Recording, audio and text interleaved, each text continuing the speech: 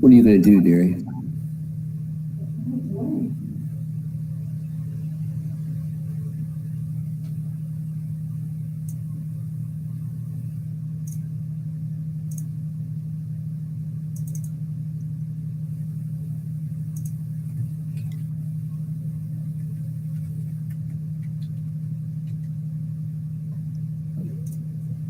Okay, we're live. Okay. Good afternoon.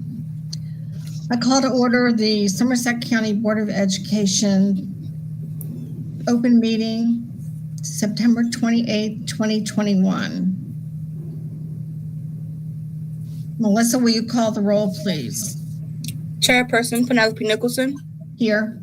Vice Chairperson Troy Brittenham Jr. Here. Board members Ms. Margot Greengale. Here. Mr. Caleb Shores. Present. Mr. Will McInturf. Here. Superintendent Dr. John Gaddis. Here. Deputy Superintendent of Schools Mr. Tom Davis. Here. Director of Schools Ms. Tracy Bartamy. Here. And Board Attorneys Fulton Jeffers and Craig Mercer. Here. All are present. Okay. Thank you very much, Melissa. I declare a quorum. You have before you a copy of several agendas.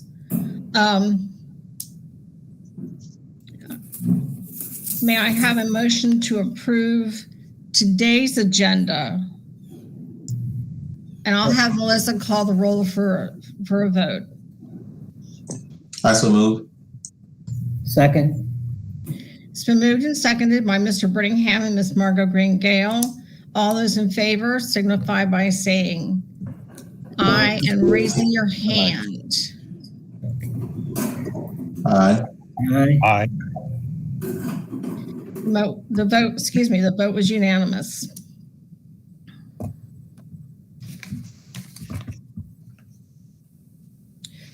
You have before you a copy of the agenda.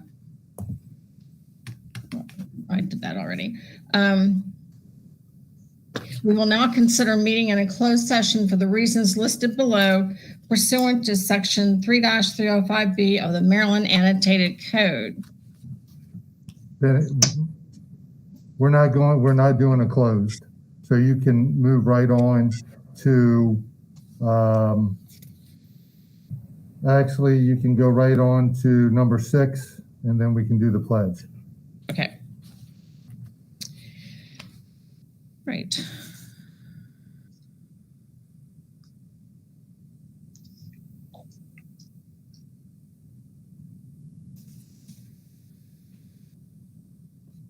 Okay.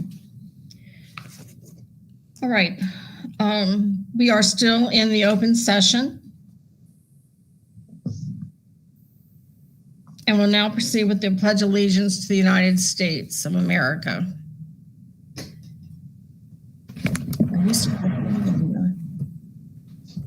I pledge allegiance to the flag of the United States of America and to the republic for which it stands, one nation, under God, indivisible, with liberty and justice for all.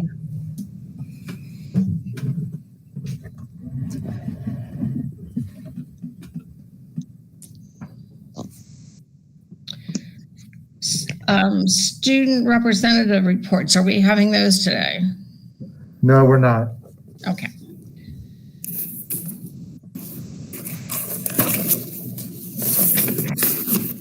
All right.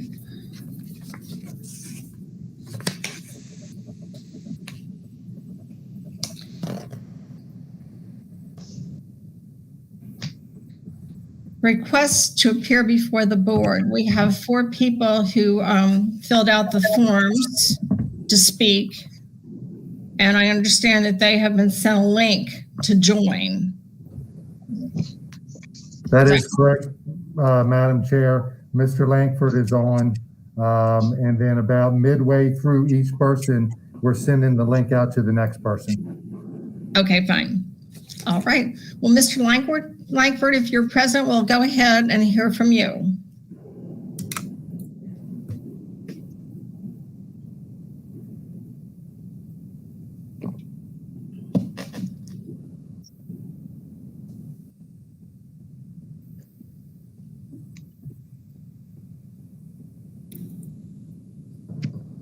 Can you hear me now?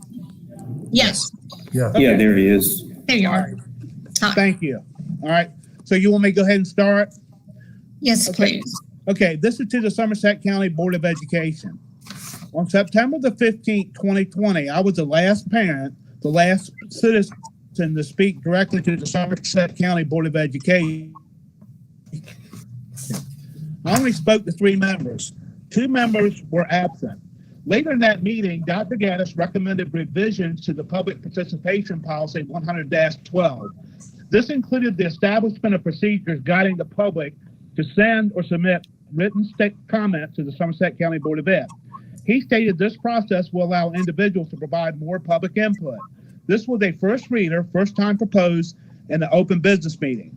The Somerset County Board of Ed, with only 60% of its members present, decided to take the vote, and the motion carried 3-0. No possibility of any public input. The Somerset County Board of Ed answers to the public or to the citizens of Somerset County, but yet they voted to eliminate the public's right to speak at their own Board of Education meetings. The superintendent recommends this change with little to no discussion from the board. Why was this done in haste? Let's revisit the policy change and its effectiveness in serving the public school system. First, let's define public participation. Public is defined as concerning the people as a whole or done in an open view. Participation is defined as the action of taking part in something. So public participation as to the public education system should be defined as done in an open view and taking part in the process of the public school system. Our voices should be heard in front of the school board, the superintendent, the school employees, the parents, the students, and the citizens. It allows citizens to express their concerns and comments in front of everyone and is on the record. This is a check and balance system that promotes transparency and applies accountability to the Board of Ed. This is how the new policy reads. Realizing the importance of public comments and suggestions, the Board of Education of Somerset County confirms its commitment to the public input by establishing a process where all concerns and comments can be presented in written format to the members of the board. I will ask 3 questions and answer them with examples that are documented, and I will show that there is no longer any public input in Somerset County Public Schools. Question 1. Does it really allow individuals to provide more public input, as Dr. Gaddis stated? The answer is a definite no. The key word is public input. You send a letter or email to the Somerset County Board of Ed, and what do they do with it? Does the Somerset County Board of Ed have them read in open meetings in front of everyone, including the public? No. These are private letters or emails. They treat them as they are top secret information, therefore squashing the people's voice and keeping a lid on any unpopular concerns of the people. Here's the first example. On October 20th, 2020, I sent an email to the Board of Education for public comment on how the Somerset County Public Schools violated Policy 519 by excluding the public in the selection process of educational materials. I wanted everyone to hear it and see it. Where did my email go? It wasn't on the minutes of the open session for October 2020. The conclusion to question 1. These emails and letters are not public comments, they are private comments. Question 2. How does this policy allow more transparency between the Somerset County Board of Ed and its citizens? This is also a definite no. This policy promotes secrecy. How do you get your message out to the Board of Education if they never release your letter or email to the public? It is disheartening. People stop communicating with the board because we feel nothing is done. Here's example 2. I sent a public comment on November 2020 regular session meeting. They did acknowledge my comment as stated in the minute, and it says, correspondence from Mr. Langford regarding instructional media materials was emailed to the board. Dr. Gaddis stated that the staff will be addressing Mr. Langford's questions listed in the email. End the quote. Did the public know what my questions were? Has the staff addressed any of my questions that were listed in the email? The answer is no. It has been over 10 months and none of my questions have been answered. My questions were concerning policy 519 and 504 and the current instructional media materials and curriculum policies. These are the same policies that you're considering for changes later tonight without any public input. In Maryland's School Law Desk Book 1-33, it asks the question, what are some examples of powers of a Board of Education? The answer, establishing curriculum guides and courses of study. So if the Somerset County Board of Ed is responsible for curriculum guides, shouldn't they establish a committee that is open to the public for some public input? As 163 of the Maryland School Law Desk Book states, should we just accept the changes that the superintendent and the board attorney present without any word from the public?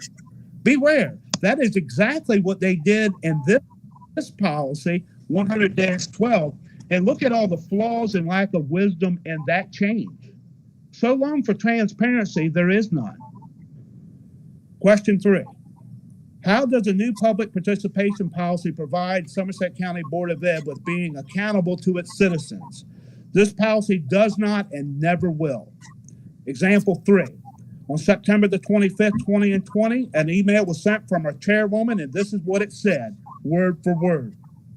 I am not opposed to sports, but I'm beginning to question the parents' common sense of being more concerned, obviously, about football. But as you stated in your previous conversation, the Big Ten are not going to be coming to recruit in Princess Anne this season. Playing football is not going to help them make up the effect of being out of school has had on their academic achievement. I am so sick of them putting the onus on you. I would like to reach out to these parents. I know Darcy Wilson. I used to work with her. This weekend, I plan to draft a letter to these parents, and it's my hope that my board colleagues will join by adding, so we are speaking as one board. Finally, we do have a plan. Is it equitable for all extracurricular programs? No, but we have a plan that addresses what's most important, education. These parents are going to have to suck it up and know that the new normal will not always suit their child's or their sports agenda. I was one of the many parents and citizens who attended the next Somerset County Board of Ed meeting on October of 2020. Many, I'm sure, wanted to make a public comment to such a disrespectful, demeaning, and hateful email, but it wasn't allowed. What did she mean when she said, I am sick of them, the parents, putting the onus, which means duty or responsibility, on you, the superintendent? This email was directed to the superintendent, just accidentally shared to others. Did she just go against the parents because we put the responsibility on Dr. Gaddis for making a decision? Doesn't this email sound like she reports to the superintendent? What does she mean when she wrote, but as you stated in a previous conversation, the Big Ten are not going to be coming to recruit in Princess Anne this season? What did our superintendent mean by that statement? Maybe if the chairwoman did her job by holding him responsible, the parents wouldn't have to do so. Were these comments a strategy to attempt to manipulate others into her way of thinking? I would like to reach out to these parents. I know Darcy Wilson. I used to work with her. Or this weekend, I plan to draft a letter to these parents, and it's my hope that my board colleagues will join by adding comments so we are speaking as one board. Is that what you all talk about in these closed meetings? Shouldn't you be one with your constituents and not worry about other members of the board backing you up? You act as if you're better than them parents that you have to convince them as such. I can't believe you're still on the board after making these comments, let alone still the chairwoman. Conclusion to question 3. The last question concerning accountability was answered by the board itself. You all reelected her as chairwoman. There is no accountability. I repeat, there is no accountability in this process. And I will add a word of truth from Jesus, my Lord and Savior, John 3:19-21. He that has ears, let him hear. And this is a judgment. The light is coming to the world, and people love the darkness rather than the light because their works were evil. For everyone who does wicked things hates the light and does not come to the light, lest his works should be exposed. But whoever does what is true comes to the light, so that it may be clearly seen that his works have been carried out in God. Now that the flaws of this policy has been exposed, let us shine the light of truth on transparency and accountability. Your reputation is on the line. Put back the true public comments and reinstate them with the same haste and vigor that you removed them. We, the people, demand it. Thank you. Thank you, Mr. Thank you. Langford. Thank you. All right, Let's see. That's his. can I remove him now? Is that what I do? What do I do? That's the timer. Is the next person ready? Or are we going to comment on Mr. Langford's You statements? do not make comments, Madam Chairman. Okay. Is Mrs. Truitt available?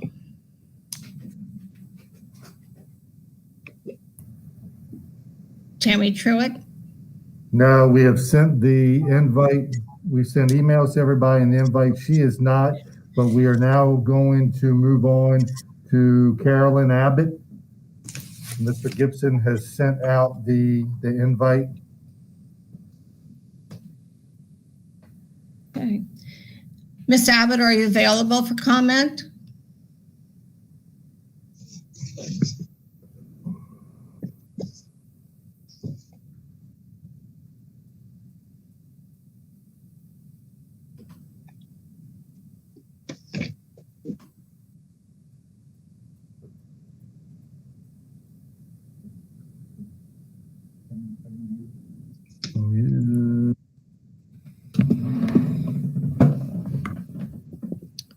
And all the speaking parties were made aware of the time in which they were supposed to be speaking. Yeah, I told them they would be the first thing on the agenda, communicated with them that we would be sending them out a link, send out another one just as we did to Mr. Langford with the address so that they can log in and have a secure link. Okay. Well, how about Mrs. Merritt? Miss Merritt, is she available? Well, we'll send that out as well. Okay. Well, while we're waiting, do we want to go ahead and proceed with the approval of minutes?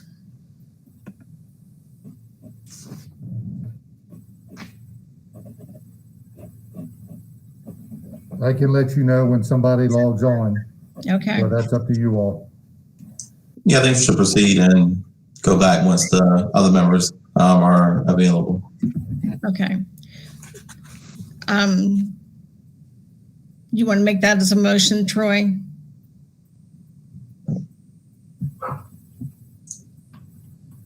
Yeah, can I get a motion that we move on to the next step until the other members can log in? Okay. May I have a second? Second. I second. Excuse me. It's been moved and seconded by Mr. Brittingham and Miss Margot Green Gale. All those in favor of moving ahead and going back when the public members sign on, signify by saying aye. Aye. It was unanimous, showing Mr. McInturf, Mr. Shores, Mr. Brittingham, Ms. Gale, and myself. Although I see Randy. So, Yep, Madam Chair, Miss Merritt is on. We're still reaching out to Miss Abbott and to Miss Truitt. So if you want to go back to Miss Merritt, she's ready. sure, absolutely. Ms. Merritt, you can go ahead. Okay, good evening, everybody. Good evening. Good evening. My name is Randy Merritt, and I have been a lifelong educator. I've been a teacher at SIS for 7 years now, and I'm also the president of the Somerset Education Association. Our association would like to express our support for the masking mandate because we want our community's children to be in school alongside their friends and learning in person from their teacher. The CDC guidelines for close contact are such that having children quarantined at home away from their classroom environment and disrupting their continuity of learning can be minimized by masking.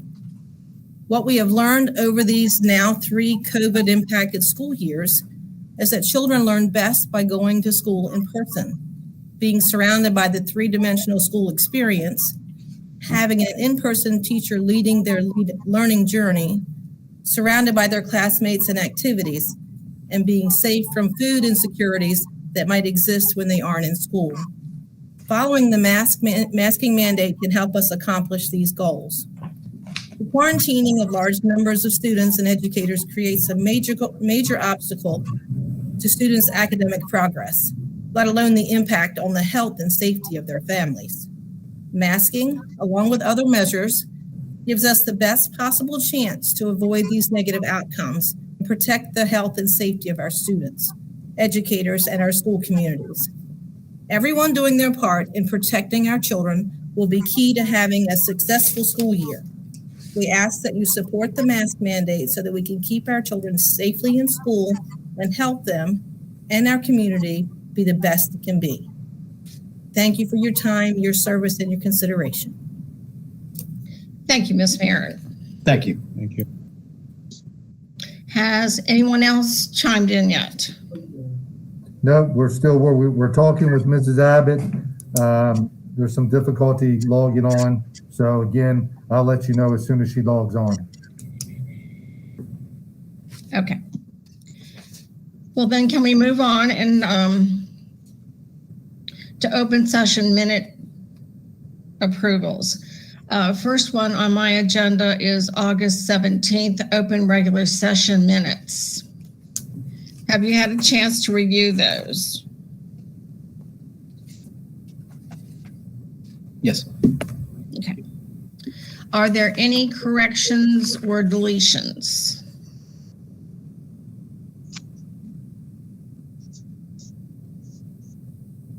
Not for me. Okay. I think I might have one. I'm not sure. I've read this over several times. It's under the executive meeting portion on the first page of August 17th. And it says, pursuant to the Annotated Code of Maryland General Provisions Act 3-305B, on the motion of board member McInturf and of board member Margot Green Gale, and a second by vice chairman, I'm sorry, I'm not speaking well today, Brinningham. I believe Ms. Gale was absent for that meeting.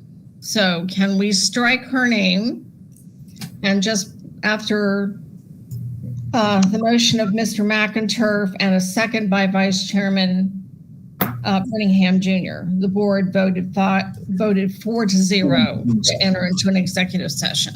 Right. That's fine with me because I was absent that night. Okay. All right. Any other discussion? I'll call for the vote. All those in favor of... I'd like to make a motion to approve the August 17 minutes as amended. Okay. Right. I'll second that. Second. Bill, was that you? Yeah, it Second. was me, Okay. then Keith. All right. It's been moved and seconded by Mr. Brinningham and Mr. McInturf. All those in favor of approving the minutes as amended, signify by saying aye and raising your hand. Aye. Aye. I can't. Thank you. It was a unanimous vote. Madam Chair, Yes, sir. Ms. Abbott has now logged on, Okay. and we continue to try and get up with Mrs. Truitt, but I want you to know Ms. Abbott is on. All right. Go ahead, Miss Abbott. Welcome.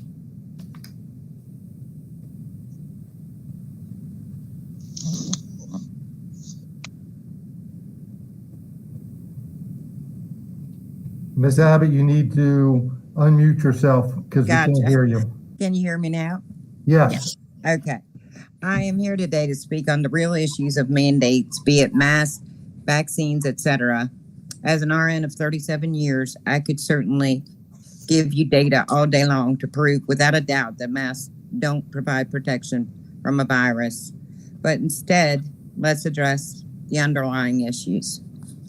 In COMAR 13A 010506A, it says decisions of a local board involving a local policy or a controversy and dispute regarding the rules and regulations of the local school board shall be considered prima facie correct, and the state board may not substitute its judgment for that of the local board unless the decision is arbitrary, unreasonable, or illegal.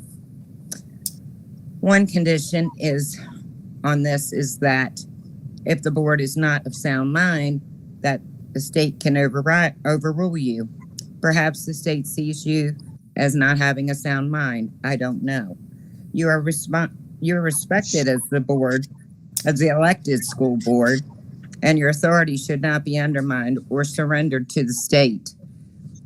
You represent the people of Somerset County, and they expect your protection. We are asking for mask choice, vaccine choice, and to not be discriminated against for either decision for a parent for their child. No one should ever be forced or mandated to do anything against their will when it comes to their bodily autonomy and rights.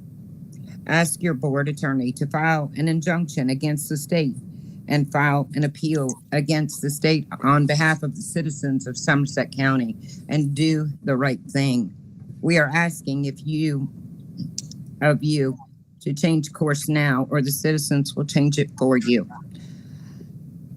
And that is not a threat that goes to elections. I would also like to address the comments made by Penny Nicholson, chairwoman of the Somerset Board, to WMDT Channel 47 article in calling for the meeting to be rescheduled for what she called an unsafe environment, and that she understands parents being frustrated, but the board has to follow the guidelines in place. She also commented, if we chose not to support the mandate, the State Board of Ed could withhold funds for programs and censor our board. If anyone hasn't seen the article submitted to Delmarva Parent Teacher Coalition on their Facebook page with video evidence of what actually happened at the meeting, everyone would agree that they never felt unsafe, except for maybe the couple illegally made to leave the meeting in a county building due to the mask issue, which was quickly resolved by the sheriff with a stand-down order to the deputies. If you truly understand the frustration of parents, you would not be further excluding and creating obstacles for parent involvement, which is required for a successful school system, by holding virtual meetings when we are no longer under a state of emergency. This is exclusion, inequity, inequality, and totalitarian rule. There is no justifiable reason for this under the Open Meetings Act, and I submit to you, Ms. Nicholson, if you felt unsafe, then maybe you should question yourself as to why. Could it be that you as a board are doing the bidding of the state to get that extra portion of the $2 billion in CARES Act money? Could it be that you truly don't represent the people you claim to? Could it be that the children of this county are for sale and being used as political pawns, as we're seeing across the state? Bottom line, if you feel unsafe hearing from parents, grandparents, and taxpayers about the concerns on these illegal and unconstitutional mandates and not being given the chance to choose what's best for their children regarding these medical devices, then I would sincerely hope that you and any other board member that feels that way step down immediately, because you are unfit to make decisions for children in this county, and you have violated your oath of office under the Constitution. Lastly, the school system is required to have an Open Meeting Act officer designated to the school system, and to make sure that meetings are conducted in accordance with the state of Maryland. I need to know the name of that individual. There was so many violations of the last meeting, too numerous to even mention. Thank you for your time, and I look forward to the next meeting in a public space where all of the citizens' concerns and all of the citizens can attend and be addressed. Thank you. Thank you for your comments. Thank you. Thank you. Yeah. Do we have we heard from Ms. No, Truitt? we have not, so we can continue to move on, and if Mr. Gibson is able to get up with her, we can buzz her in. Okay.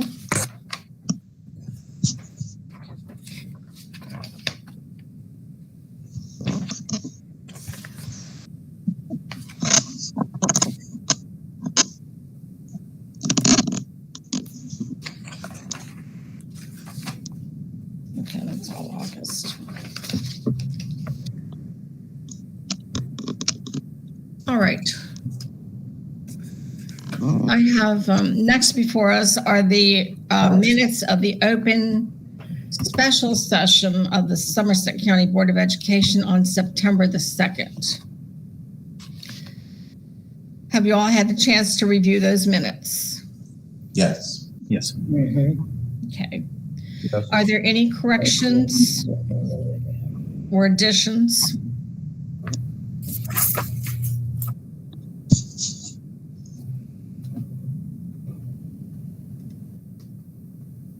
Okay, hearing none.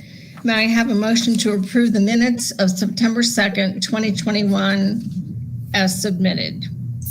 I so move. A second. It's been moved by Mr. Brittingham and seconded by Mr. Shores. All those in favor, signify by raising your hand and saying your name. Aye. Aye. Opposed? Thank you very much. The motion's carried. All right, next on the agenda are the minutes of the regular session of September the 21st.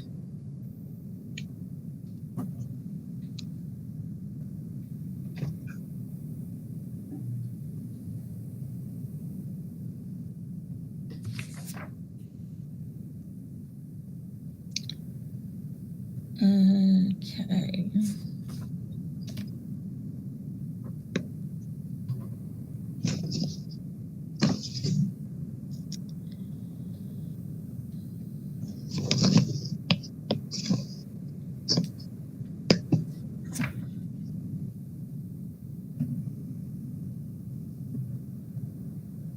Are there any corrections up until the point where we had to call the meeting to a close and postpone?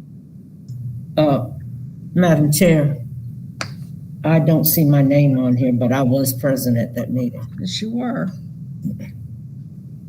All right, we will make sure that you're added.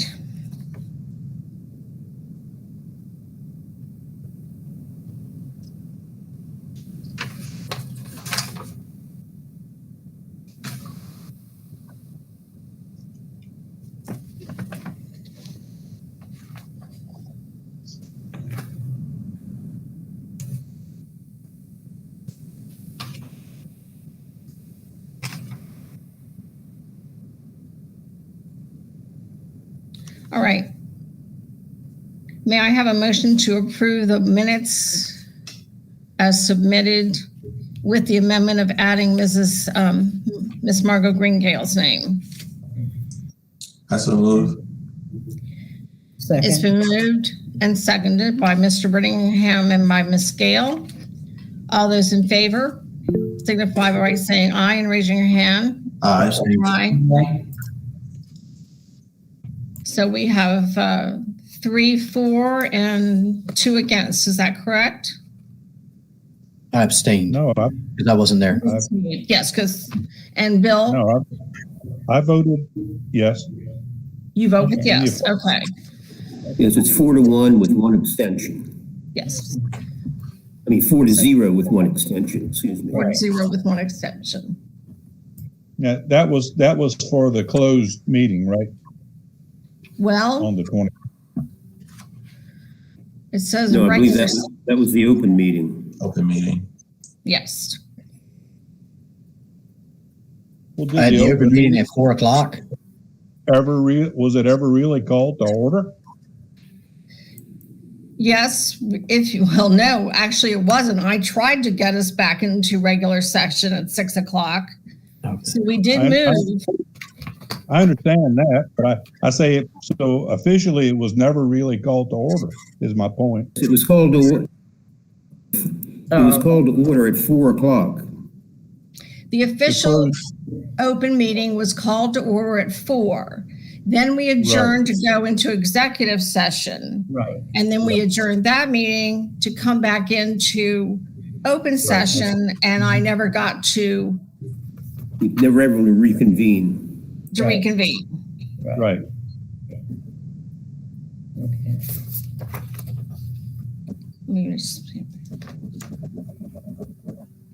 So, Yeah, it says we went into executive session. right. So Madam Chair, should, that where it says 4:00, open regular session, well, yeah, we had to have an open regular session to go into closed session. Well, we actually, I guess what we need to do is strike on the second page of that and strike up there where it says August 17th and make that September 21st. Right. At the very top of the second page.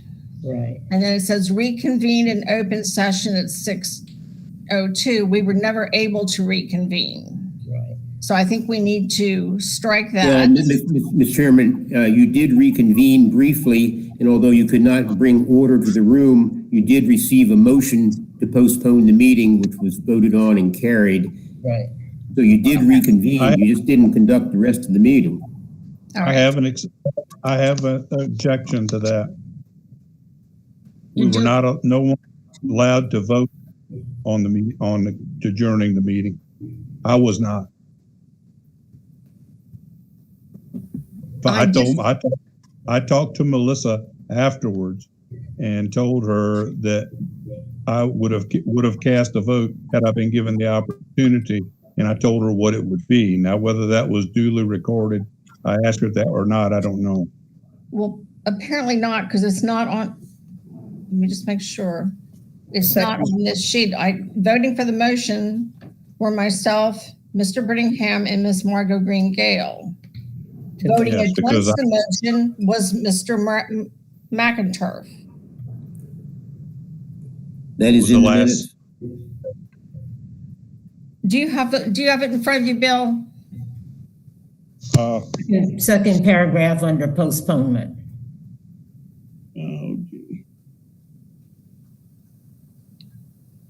See where it says postponement? I'm trying to find it, Mr. Marco. It's actually the fourth statement down.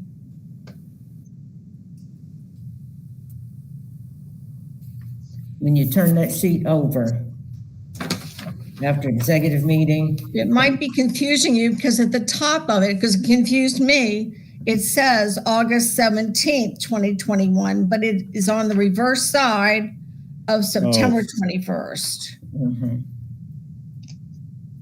I had to look several times myself.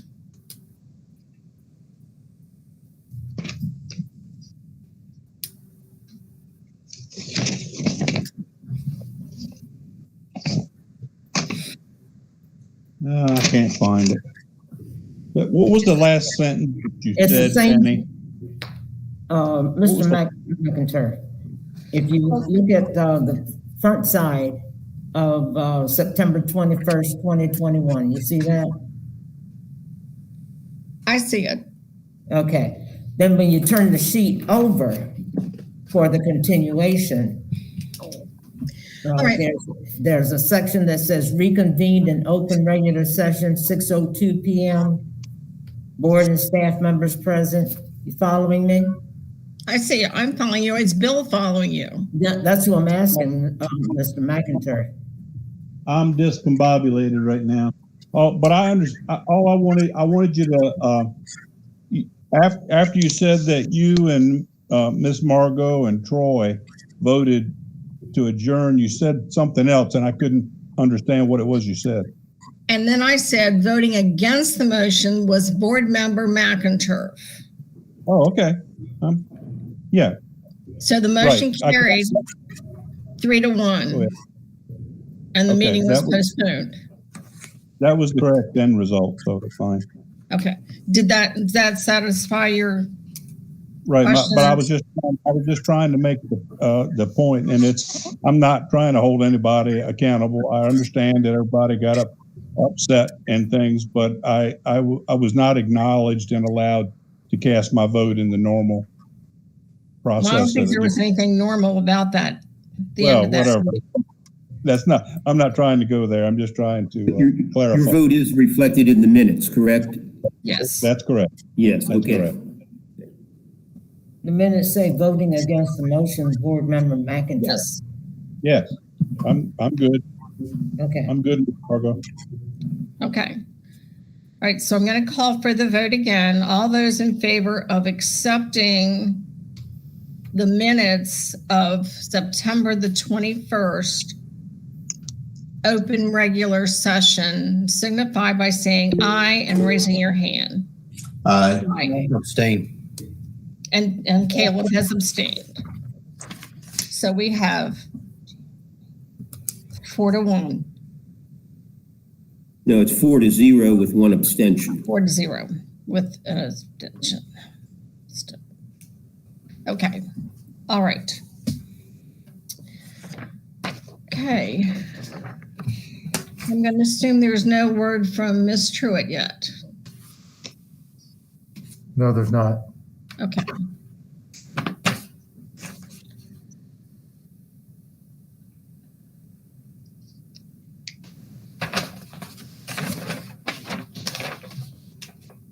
All right. Going back a week ago, on let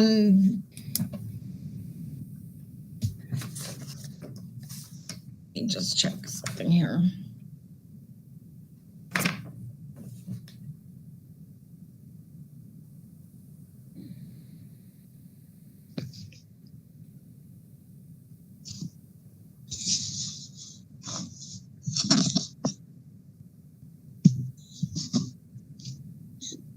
I don't have the time.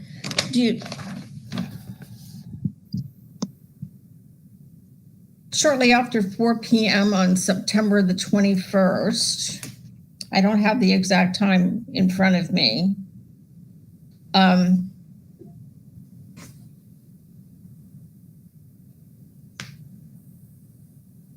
The board announced moving into closed session for the following reasons: to review and approve the closed session minutes of September the 21st. No, that's today's.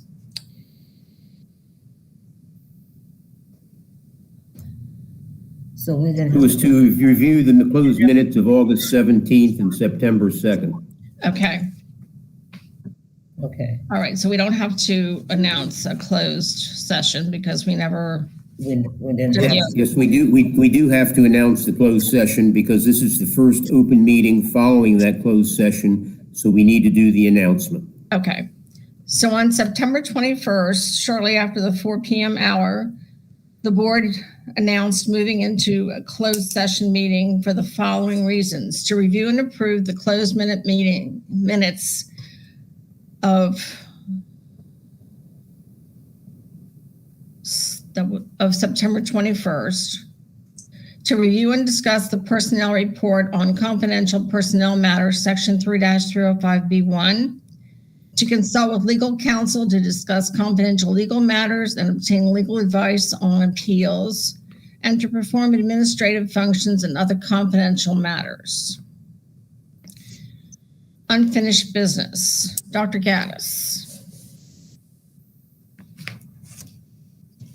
Yes, we've had policy 500-4, policy 500-19, and 600-32 on the agenda, and we would like to be able to move forward with those policies. All right. I believe in your package you have a copy of the policies showing the wordsmithing and changes to the policies. We'll start with policy 500-4, curriculum development, exhibit 12-A1. Yes. I'm sorry. I'm sorry if I'm muffled. So these have been tabled. So what I would need first, so I could discuss them, as a motion to have the policies untabled. Untabled. Okay. May I have a motion to untable policies 500-04, 500-19, and policy 600-32? Okay. That's a move. It's been moved by Mr. Brittingham. Is there a second? Second. It's been seconded by Ms. Margot Green Gale. All those in favor of moving the policies back to active, signify by saying aye and raising your hand. Aye. Aye. Aye. Opposed?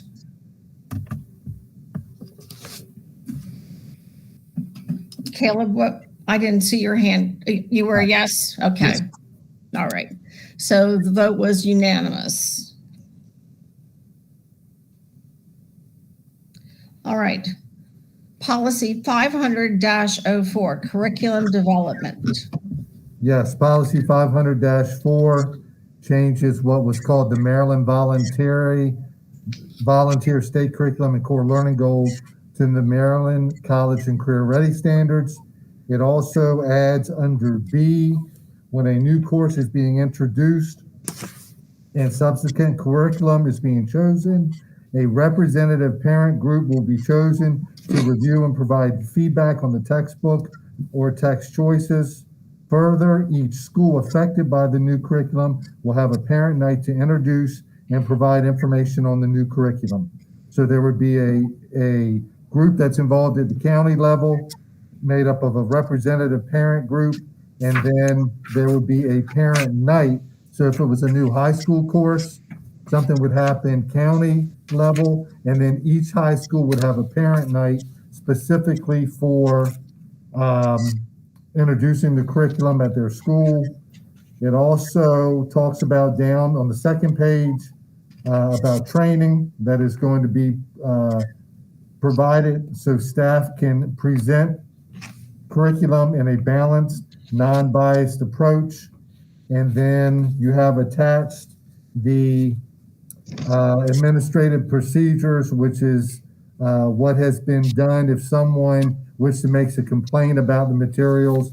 There is a citizen's request for reconsideration of those materials. And so you have that before you. What I'm asking approval from the board is policy 500-4, and then I included the administrative procedures so that you could see, what needs to happen with those. John, can I ask you a question? Yes. This all started before I ever got on the board. So explain your color keys to me. So Bill, anything scratched out, and then with yellow is simply a grammatical change. Anything that is green is brand new language. Okay, I was assuming that much, but I just wanted to be sure. Yep, no, I'm sorry. And then like we made some changes to the form and to the curriculum development. The biggest substantial change are the two areas in the green about training for teachers and involving parents and requiring a curriculum night at each of the schools affected by the curriculum.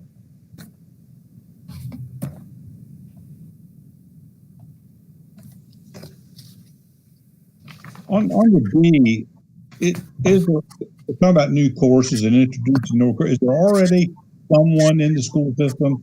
I saw reference to a representative. Is there a representative that plays a part in that appointed by the school system?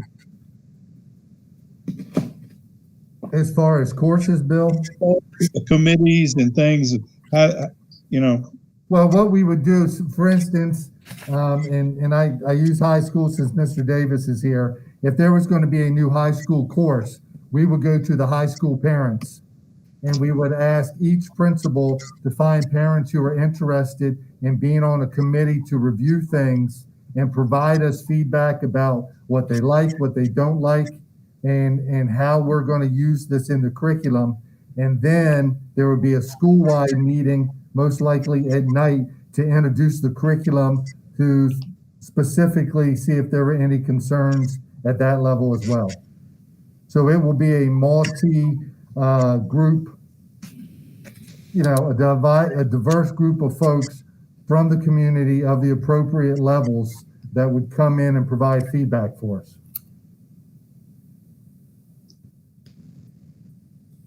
And normally when we're looking for that type of information, we go to the principals and find out if they have folks who would be interested in participating or providing that kind of feedback.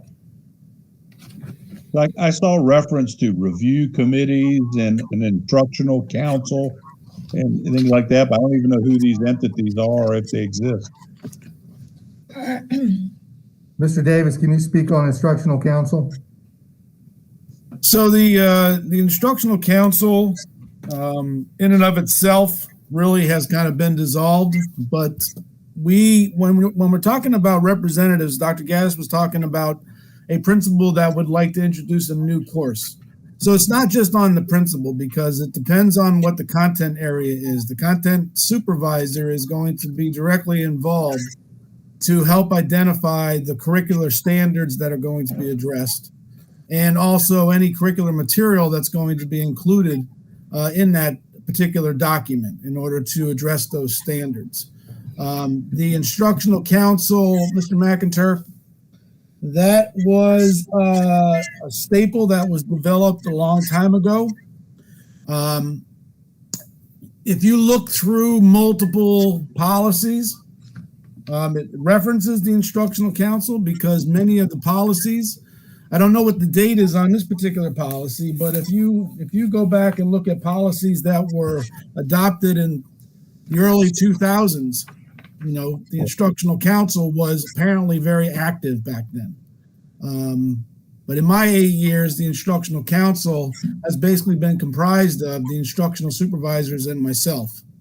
And we include principals whenever we have information that we need to address with them. Who are the instructional supervisors? Are they in each school, or are they? No, the instructional supervisors are here at the board. So we have Terry Dreschler, who is our supervisor for secondary mathematics. Tracy Schneider is supervisor for elementary mathematics and elementary science, and she also does STEM. Jill Holland is our supervisor for social studies. Will Gray is our supervisor for secondary science. He also handles PE and health and fine arts. Brandy Brady is our supervisor for special education.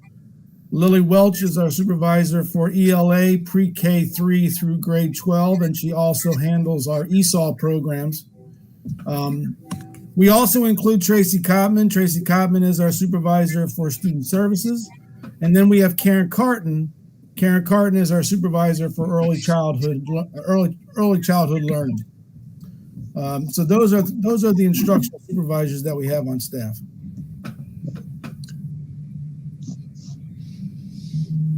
So when we develop a curriculum, there will be, as it stands, no parent involvement besides this parent night. We won't be asking for any input. The reason I ask this is because I see in number A, we eliminated "and the expectations of the community." That I don't like, because our expectations should exceed what the community wants, because the community is the parents of the children. That I can't subscribe to. I think that needs to be left in there. But back to my question, do we have any parent group that is involved with making these curriculum choices, or is it just left up to the staff at the board? No, in that green section, it talks about a parent group will be chosen to review and provide feedback on the text or tech choices when we go to a new curriculum. So if we have a new curriculum, that's what we're adding in, Caleb, is that we want to have a parent group that is representative of our community come in and go through the curriculum and look at the curriculum. All right, and who is that group? Who would it be chosen by? Generally, we have always gone back to the principal. So if it was an elementary curriculum, we would go to the elementary curriculum, and they would put something out, or could put something out, to ask folks who are interested in reviewing the curriculum. There would be a meeting held where they could introduce it and get that feedback from them. Okay. So what is the reason we're leaving out the expectations of the community? What's the reason behind that? We figured the expectations of the community would be shared within that representative group. I mean, it can stay in there. That's no big thing, because we figured by having a representative parent group, you would have their expectations shared in that. Well, definitely. I understand this. It almost sounds like that number A is a goal, and then number B and B is how we'll enact that. Yeah. That's why I was I kind of think they play hand in hand together. But that's just my opinion. No, I'm fine with, I mean, we can have that part stay in A.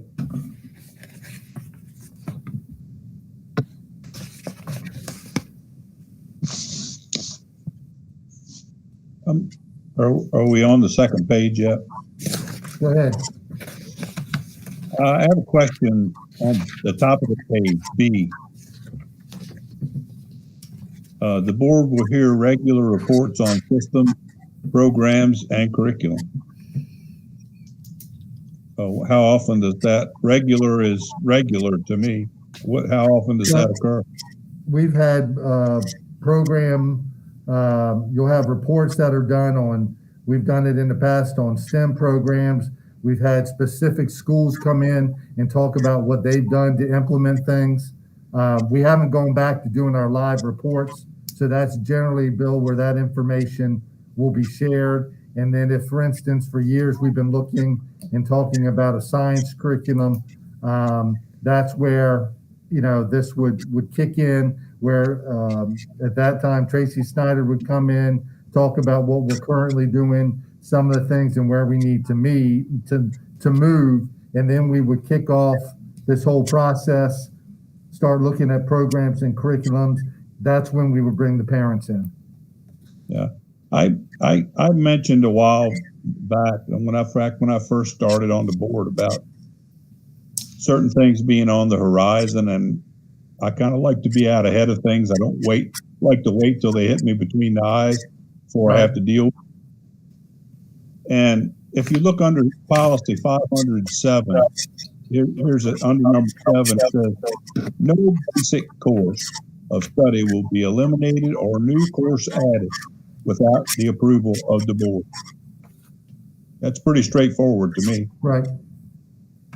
And I just want to make sure that that's a policy and not just a suggestion. No, I understand. Anytime we've had anything with as far as a curriculum, it would have to come in front of the board. Okay.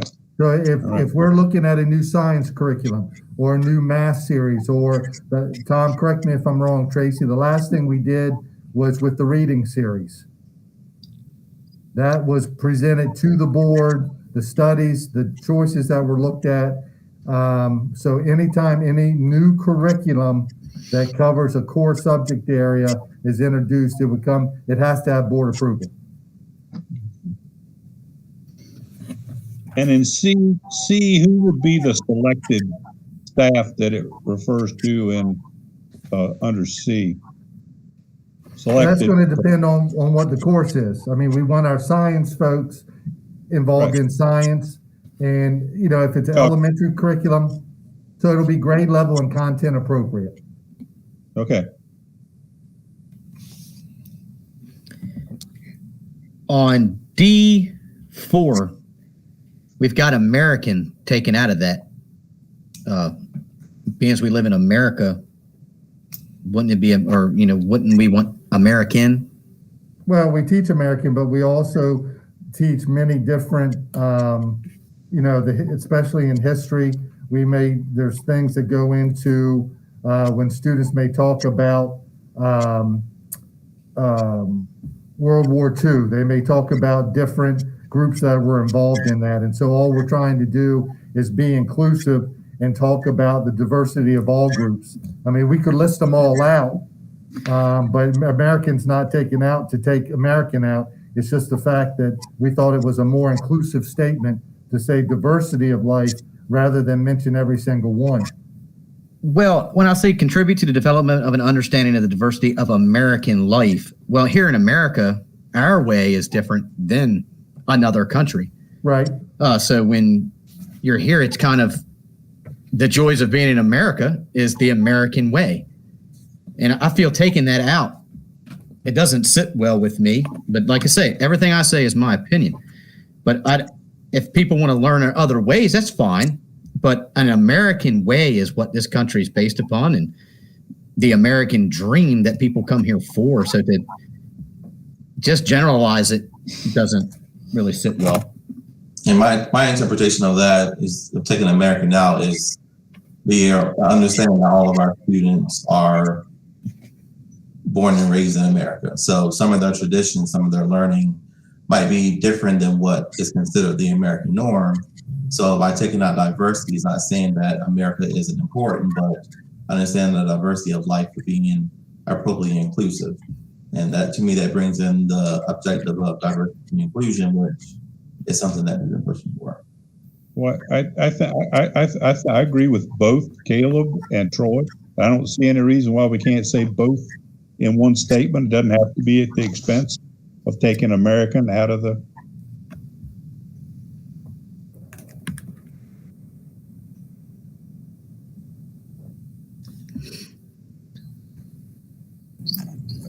I guess you could say American and other. Right. But And other cultures.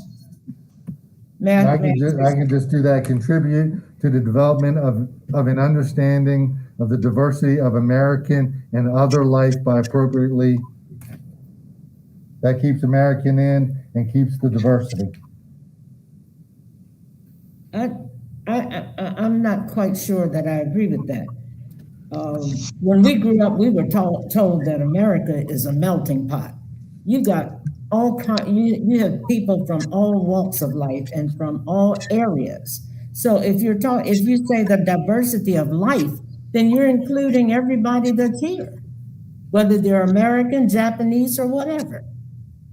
So I can understand taking out American because that limits what you're doing. In the way that I look at it, you're an understanding of the diversity of life. That means I don't care where you come from. Your way is different from an American way.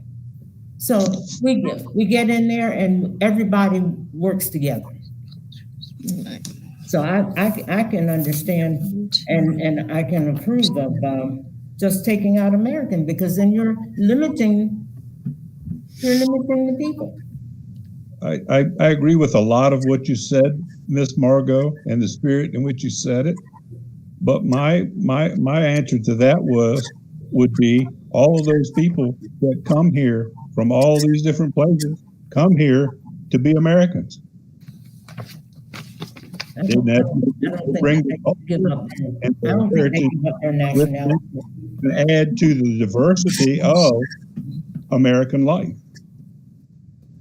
I wouldn't say they come here to be Americans. They might come here to live an American dream, like Caleb said. So no matter where they come from, they might not ever classify as being American. They might come here to achieve their goals if they come from a third world country, but they may not ever classify themselves as being an American. Exactly. Well, if they seek citizenship, they classify themselves as an American. That can be debated upon. So, I mean, hence a legal alien. But I just think it's a very important word. We shouldn't be taking it out. We're in a world where we want to take out everything that doesn't share this big common meaning, and we're starting to lose self. And I just think that's another thing. But all my opinion.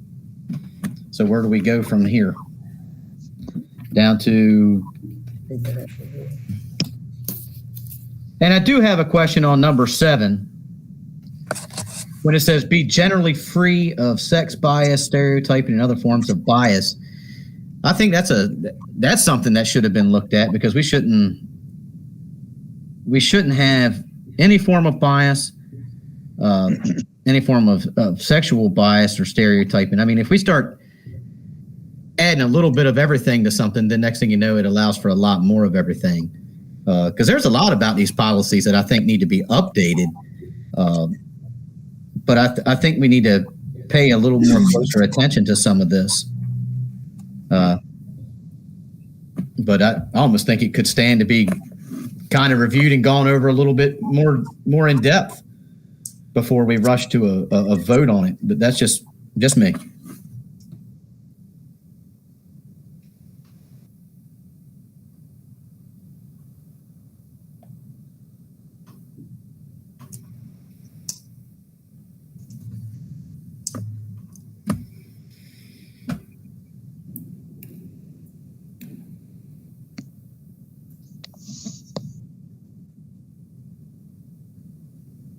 I think your only options are to either vote on the motion or to retable it.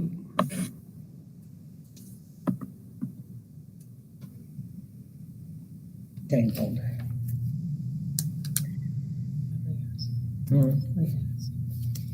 How long has this policy been tabled, Dr. Gaddis? Say that again, Ms. Margot? How long has this policy been tabled? It was originally submitted back in November, on November 16th, back in 1999. That's what I thought. I thought that it had been here for quite a while, and Rome wasn't built in a day. So I think that if we just go out with the changes that have been made, and then as the policy goes into effect, just as we have done in the past, if we come up with something that needs to be changed, then that wording or whatever would be introduced, and we discuss it. I don't know if you understand what I'm saying. I think you do, though. Would it be better to say maybe be generally free of bias or culture? Right. If you get too descriptive, then you're going to be leaving somebody or something out. Yeah, absolutely. So to just say that the Because curriculum will be generally, and I'm not crazy, well, I guess generally free of bias, or free of all bias.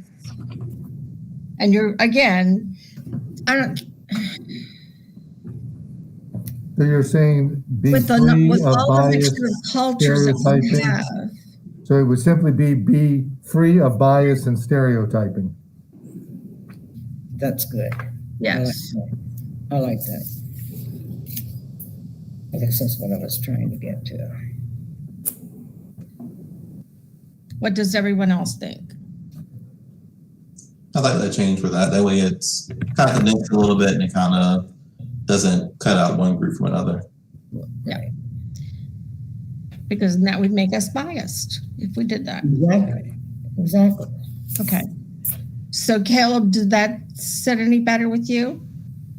Yeah, because I just don't want anybody, I just don't want us to focus on that, because you can get a person that thinks one way and will be biased towards that way and will only teach that way.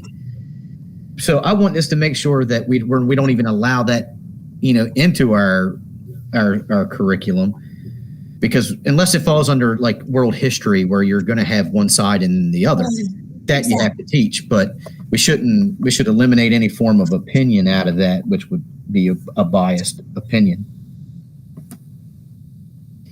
No, I get where you're going with that. Yeah.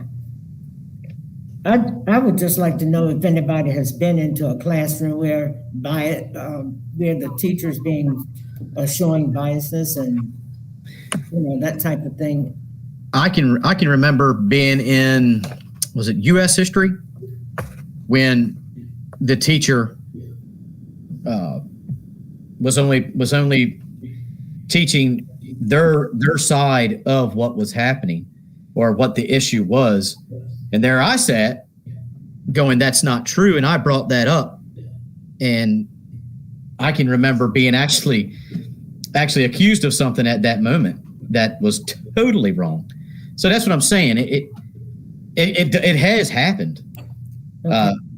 So. But I don't think teachers are teaching like that anymore. I really don't.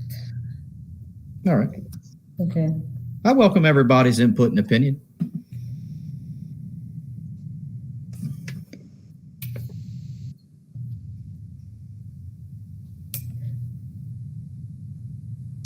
Okay, well, I think what Fulton said probably needs to occur. We need to decide if we're going to just make that change that I suggested and that you all seem to agree with, or if we want to go ahead and retable this.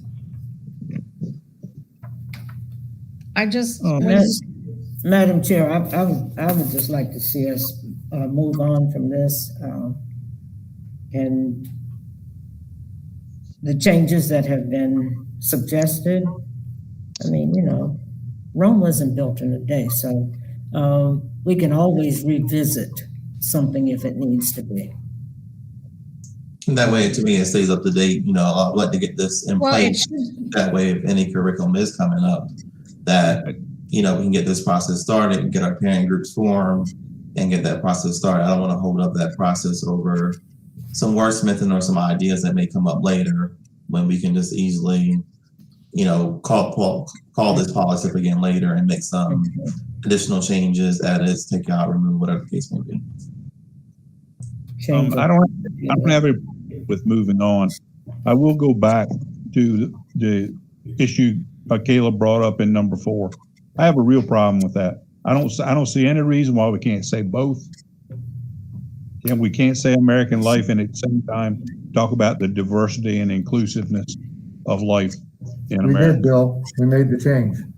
Well, I didn't know whether we did or not. I'm sorry. Oh, yeah, I wrote it all down. So I was going to say we have the diversity of American and other life. Well, however you would say it. I mean, I see no problem with being inclusive of both thoughts there. Gotcha. I don't know if I would use other. we can say the diversity of other cultures on American life by being appropriately inclusive of roles and contributions of various groups. Yeah, that would work. I like that. Say that again, Penny. Okay. That's great. Contribute to the development of an understanding of the diversities of other cultures on American life by being inclusive regarding the roles and contributions I got of you. various Okay. groups. Yep, I got it. Yeah.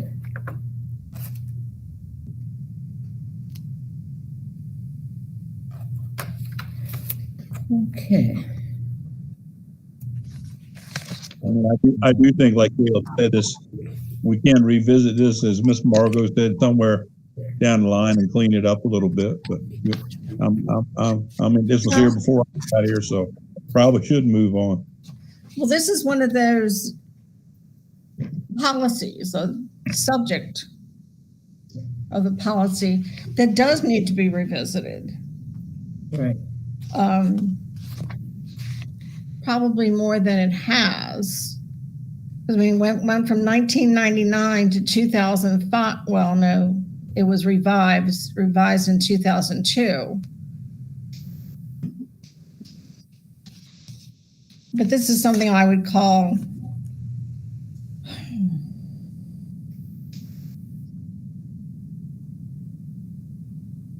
a policy that's subject to be updated more frequently. So should we call for a vote on approving the policy contingent upon the board's approval of the changes and wordsmithing done at this meeting? Or as it has been amended so far, yeah. Yes. Depending on how we word all this when Dr. Gaddis gets back, to retyping it out, it may slightly vary. So do we want to approve it contingent upon how it's all worded finally with that? Because we've made quite a bit of changes. Or do we want Yeah, to? I think that's fine, Caleb. And what I can do is tomorrow we'll make the changes and then I can send it out to everybody. So That way we can all see it, all see everybody's different change. Yep. Get it as a whole and then go, okay, yes, that's what we were trying to. Yeah. Make sure it reads the way we want it to read. Yep. Correct. Mm-hmm. Okay. All right. So did you make that motion, Caleb? I'll make that motion. Now I'll second it. Okay. It's been moved and seconded by Caleb and Mr. Caleb Torres and Trey Brittingham.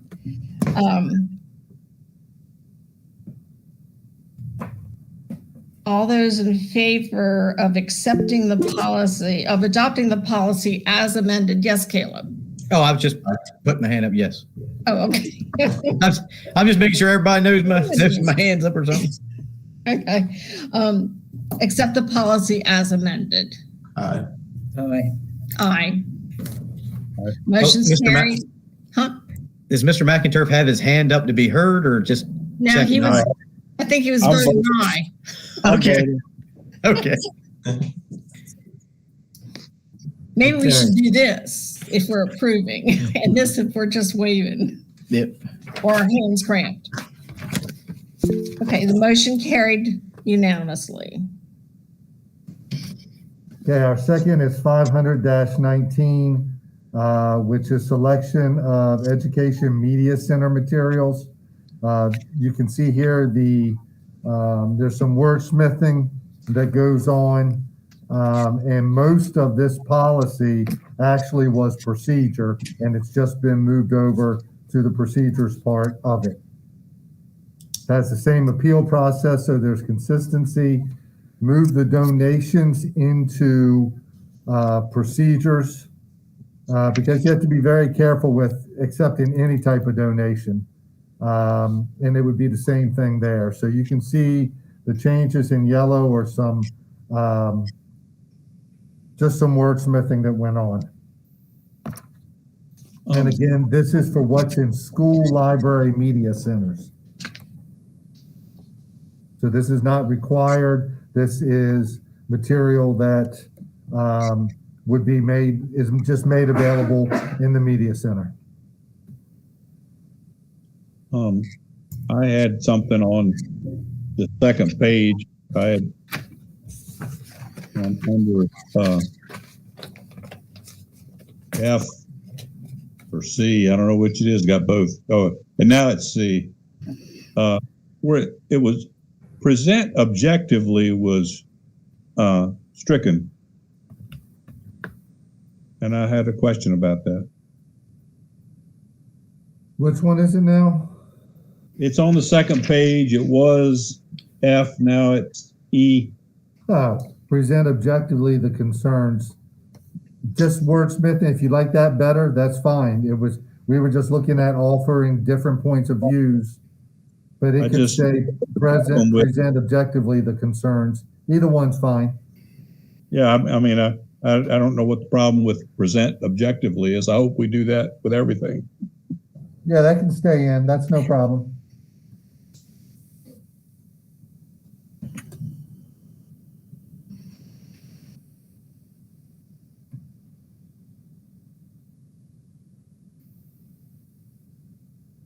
Anything else on that?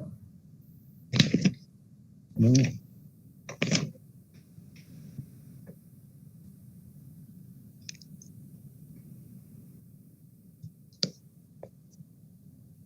We had some discussions, off the record about this. I talked to Tom about it a little bit, about with the difference between what's at the media, and this is not an issue for this particular right now, but at some point down the line, when does something that's out of the library or media center that's required by a teacher for students to read become part of the curriculum?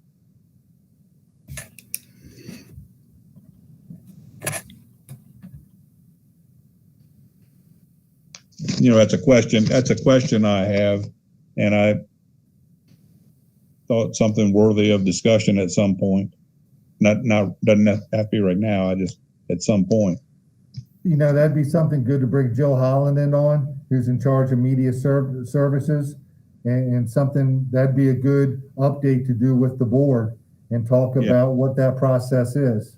Right, I'd be interested in that because as it's happened, and it's probably will happen at some point again down the road. Some parents will object to something that's being required for their kid to read that possibly came out of the library or media center, and I'm curious at some point.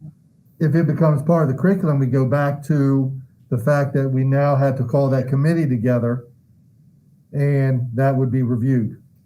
So we'd be able to get input, but I think that's a good thing to do a presentation on.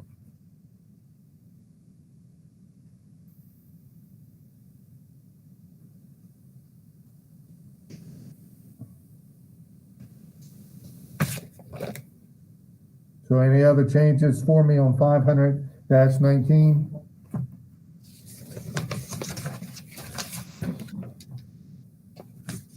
There's too many parts of this thing that I don't like. I mean, we could go on forever. I don't think there's a lot of it that I don't like. Some of the changes I don't like. I know here we're taking out American again. We're adding things I don't think we need to be added, but I don't know. For me, I'm not ready to subscribe to any things on it. So.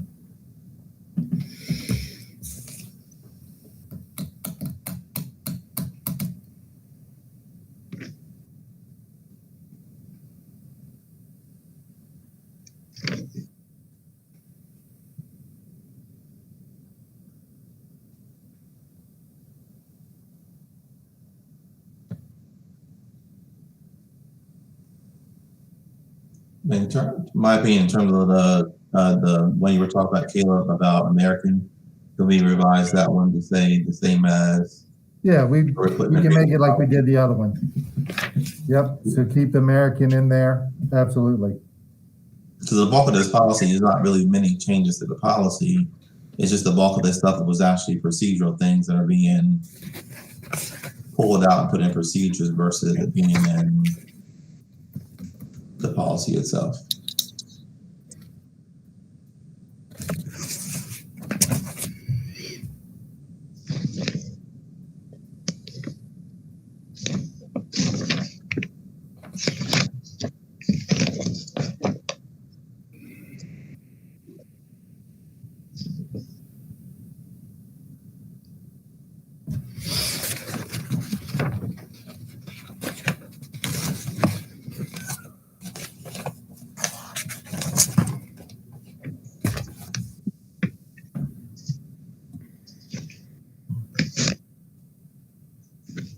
Now, what are we going to put in place? What checks and balances do we have in place to make sure these books won't be obscene in nature, won't be racist in nature? I mean, it allows for a lot of books on a lot of different topics here. You know, let's see, for racial, ethnic, religious, gender, and cultural groups. I mean, do we have any checks and balances to make sure these books that are in the media center, which I mean, that's quite a bit of books, they aren't going to be that way? Or is it going to fall under, well, that's a gender issue, we got to promote that. That's a racial issue, so we have to have that. Or that's an ethnic issue. I mean, it's kind of gray.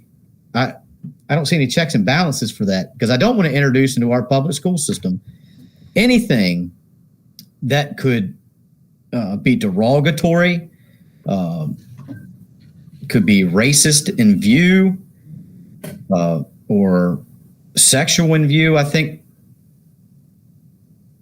anybody got an idea on that, on whether we have a checks and balances for that situation?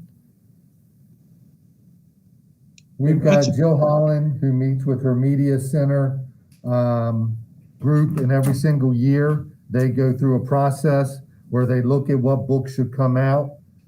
They also look at, I'd have to find out specifically from her, but we look at what books are being ordered, why are they being ordered, and then anything basically that has been controversial has been taken out or moved, and then you get into, really Jill could explain to you what that weeding process is. And then that's also why in the procedures we have the appeal process.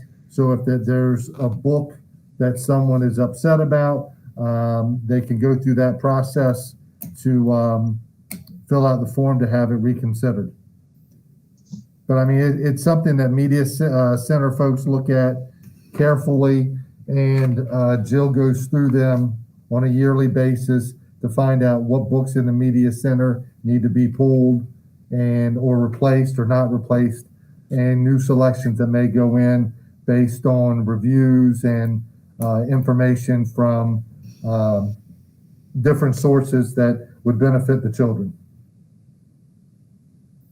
All right. You know, that's one of the reasons that I brought up the issue with curriculum. There's a difference between a library and a media center and what's actually in the curriculum for instruction. You know, it's one thing to have it in a library where, you know, kids or parents, they want your kid, it's in the library for, you know, and the parent wants the kid to read it. Fine. You know, but there's a difference between that, and maybe Jill can give us a kind of update on the media center stuff at the same time she would do the curriculum thing. Mm-hmm.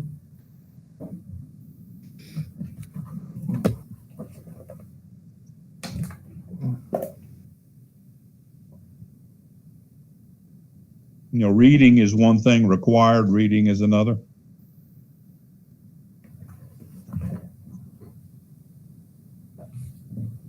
Okay.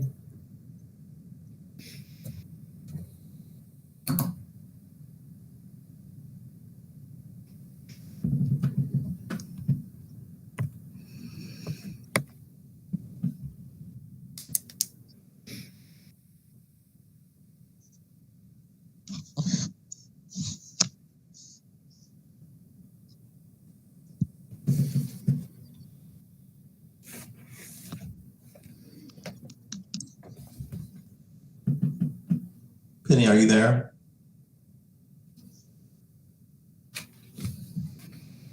Penny, you're muted. You need to unmute yourself. You're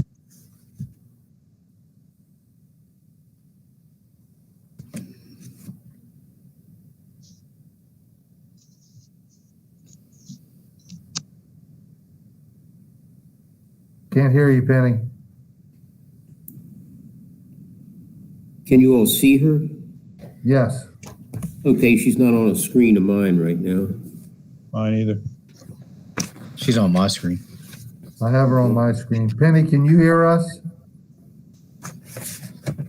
Is your microphone muted? Yep. Oh, Can there you you hear go. me Now we can. Okay.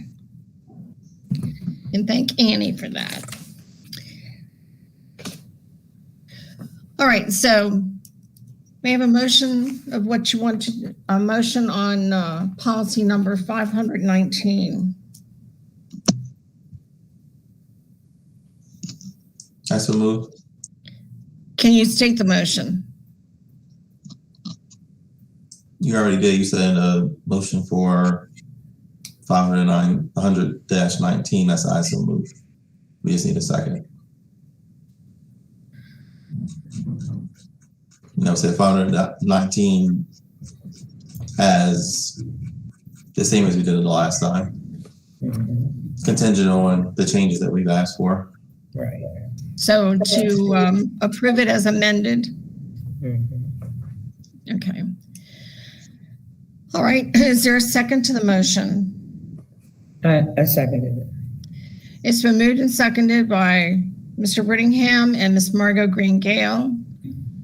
All those in favor, raise your right hand and say aye. Aye. Aye. Opposed? That needs more work. Okay. So it did pass on a 4-1.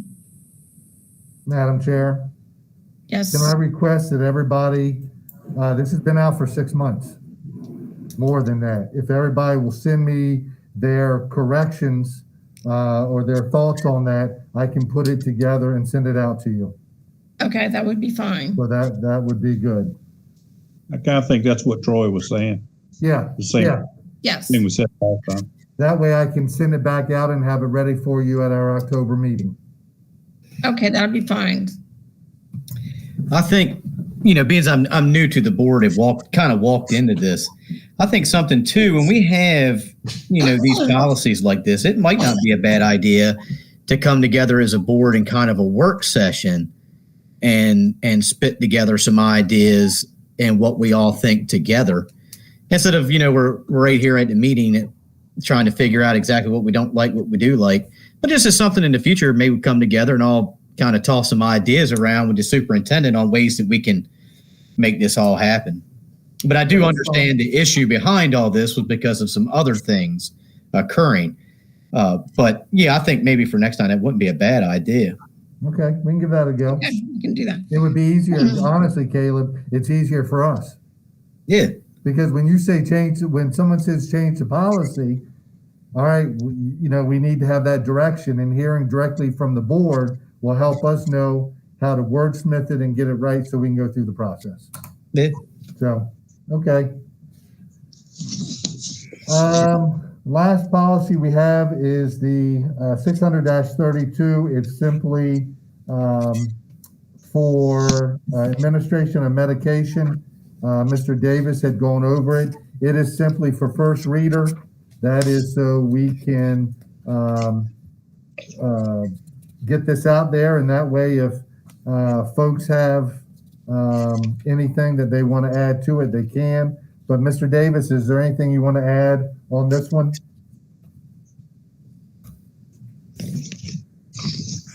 Yes. So the policy 600-32 has been in place since we had to begin administering medication to students. So, whatever medication students may have been taken, Ritalin, whatever, all of that information is already in here. The criteria and the guidelines from Ed Article 7446, Guidelines for Public Schools Allowing the Administration of Medical Cannabis, which was adopted June 1, 2020. Many of the guidelines were included. For instance, the locations, the assurances to identify students, the security protocols, the labeling, the dosing, the timing protocols. Many of those items are applicable to other medications that we currently administer to students in school. On page 2 of this document is the information that is specific to the administration of medical cannabis. We needed to have authorized personnel trained. That training has occurred. We did address the unauthorized possession of medical cannabis. That is included in the administrative procedures for policy 600-17, which is our student discipline policy. Last week, I did give you a couple pages from the training that we received so that you can see the possible or permissible forms of medical cannabis that could be administered. Oils, waxes, ointments, salves, tinctures, capsules, suppositories, dermal patch, edible cannabis products, and forms that are not permitted, such as any medical cannabis product that is administered by smoking or vaping. That is not permitted under this particular education article. So currently right now, to my knowledge, the last time I checked with our nurse manager, we don't have any students in our buildings that have this requirement, but we certainly should be prepared in the event that we do. And so this is for a first reader.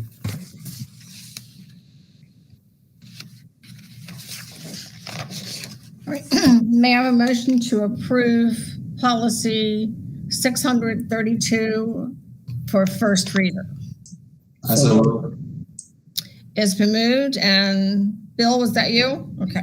No, but I will second. Okay. It's been moved by Mr. I think it was Troy and me, but Okay. it's okay. That's okay. It's been moved by Mr. Brittingham and seconded by Mr. McInturf to accept policy 600-32 for first reader. All those in favor signify by saying aye and raising your hand. aye. Aye. Opposed? Motion's carried. Who? I'm opposed for any of it. You're opposed? Okay. Yep. So it was a 4-1. Motion's carried. All right.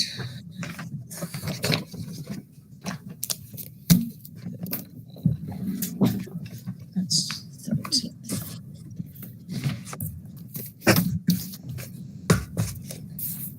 Okay. New business. Oh, first of all, have we ever heard from Ms. Truitt? No, we have not. Okay. New business. Dr. Gaddis. Yes, we have policy 200-28, face coverings in school. This policy was developed to address the state regulation that require all students and staff in Maryland public schools. The Title 13 A, subtitle 01, Chapter 06. This chapter applies to county boards of education, including Baltimore City and all public schools in Maryland. And then that is the scope. And then on .04, implementation A, it says it entitles identified in regulation .01, which I just read you, of this chapter shall implement policies and procedures without delay to ensure face coverings are worn in school facilities as required by this regulation. So with that said, we developed a policy that is simply a policy statement. Since the mandate, the state regulation shall be the policy of the Somerset County Board of Education in regards to masking for so long as it is in full force and effect. All employees, visitors, and students are required to wear a mask or face covering upon entering and remaining within Somerset County public school facilities. And then it actually has the attachment A, which is what was approved by the AELR. And so the purpose for bringing this up is I need to know what the board wants me to do. And so we created, we still have policy 200-27 on the books, which we approved at our last meeting, but I did create it 200-28 as a requirement of the new face covering in school facilities. So I simply need to know what the board wants me to do. Well, I had a question, John. I asked it to Fulton last meeting of why we need a policy to implement what we're already implementing.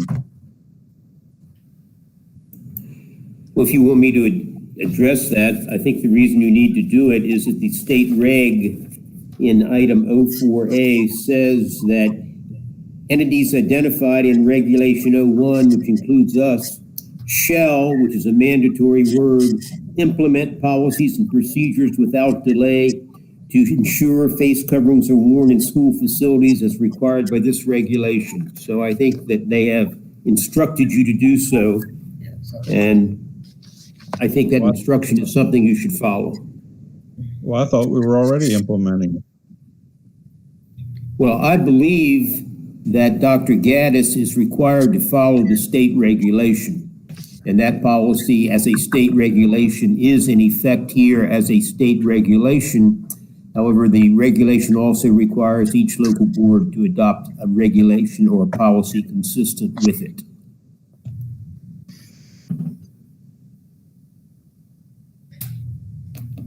And Fulton, would you again explain, and I'm hoping the public is listening, why or what the ramifications are if we don't follow the state mandate? Well, I cannot tell you exactly what the ramifications will be, but I can tell you what they could be, because this situation is new and there's never been a situation that I am aware of where a county board has refused to implement a state regulation. But the two major things that I believe could occur is that the state superintendent could elect to withhold state funding from you. And I think it is possible that the state board could consider removing board members who do not adopt this. Those would be the two most significant things, obviously. What will happen, I can't say with certainty.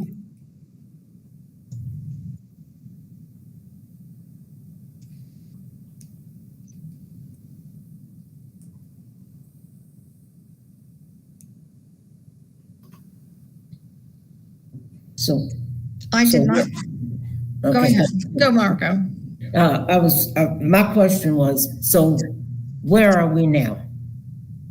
Right now, we are under the state mandate to wear the mask. Because it is my understanding that the state mandate supersedes any local mandate. Absolutely. That's correct. Absolutely. Absolutely. Now, we heard a little different story earlier this afternoon from Miss Abbott, I believe. I think it was. Yes, from Miss Abbott.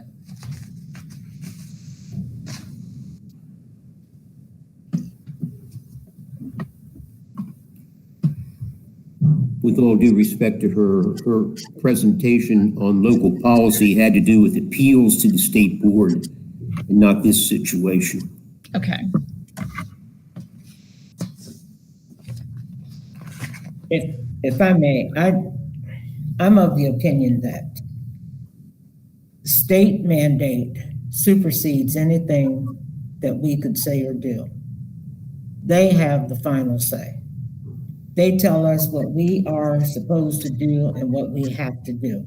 And it's up to us to do it or suffer the consequences, which could be anything that they would mandate.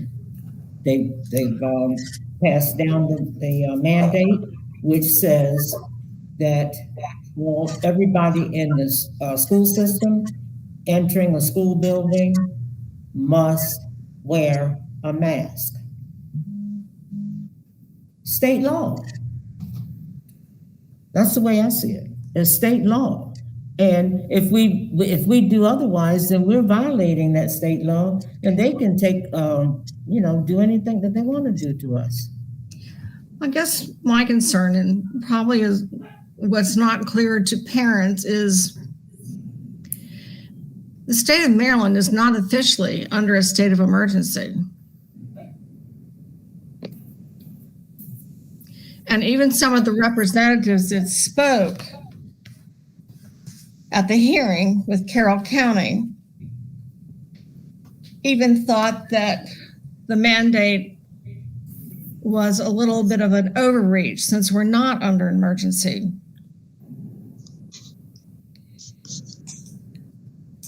But from what I've heard from Mr. Jeffers and from what I have read, we really don't have a choice. But yet today, I was in a physician's office. No, I did have to wear the mask in the physician's office, but in a restaurant that used to be very much, when you went in, you had to be masked and you had to stay masked if you got up and went to the bathroom. But they had a big sign that said, you no longer have to wear a mask, but if you choose to, please feel comfortable. So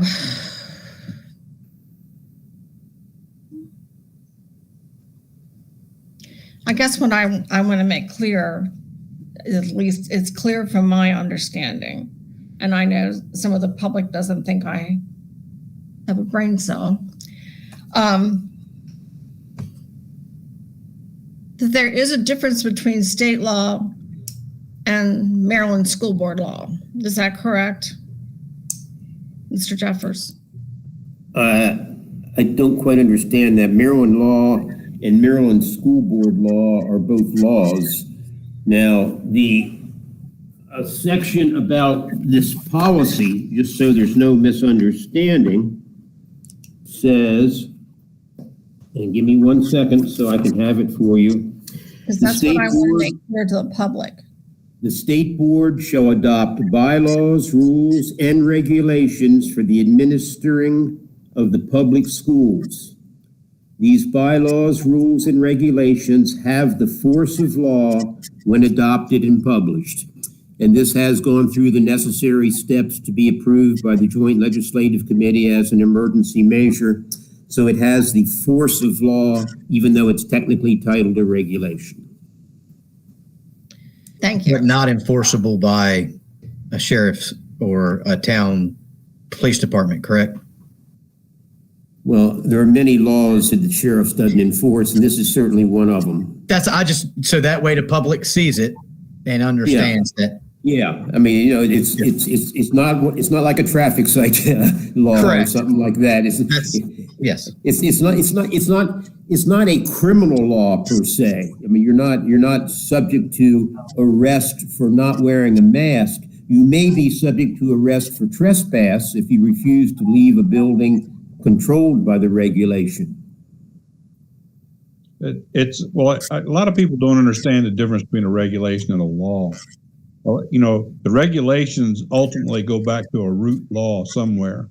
The difference is that the law is done by the legislature, and the regulations are done by the executive branch under which all the little departments fall under.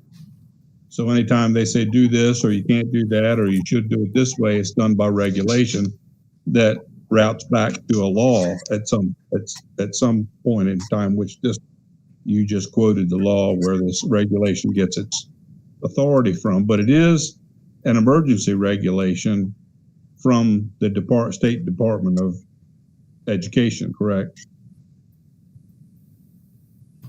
Because it's only 180 days until it has to be either run out or reinforced. Is that right? Yeah, that's correct. Its validity is only for 180 days. And is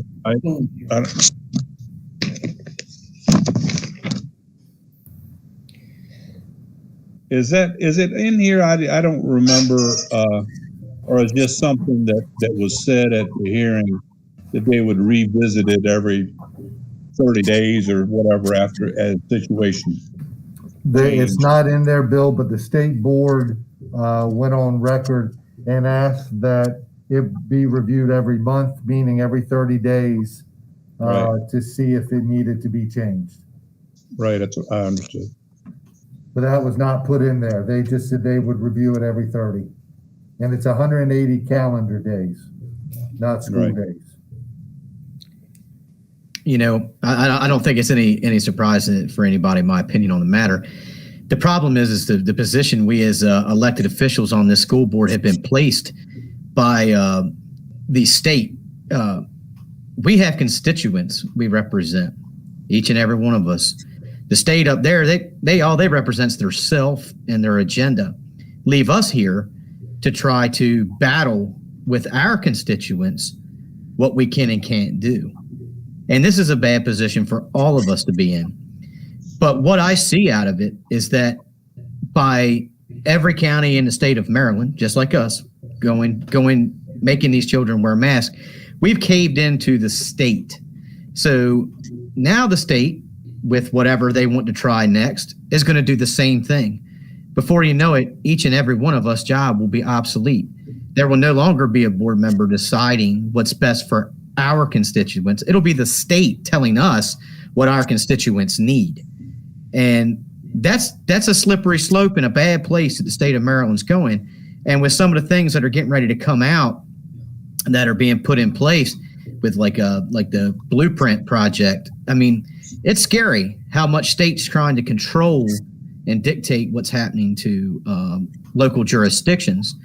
And it scares me to death, especially for our young kids and their parents having to deal with this whole debacle.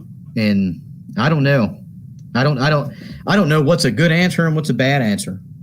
And the extension of what you said, Kayla, that's why it's important that, the public knows as well that, we sit on boards, committees in Maryland Association of Boards of Education, and some of those boards, they are our eyes and our ears and at legislative session, when the blueprint comes up, when there are issues about masks, that's why we're on those committees. So when those discussions come up, we can have those people who are on the front lines and listening to the other school systems in the state of Maryland when they're understanding the situation that local school boards are put under. So that is our pressure being on those committees at MAVE is, okay, this is what our constituents are saying in our county.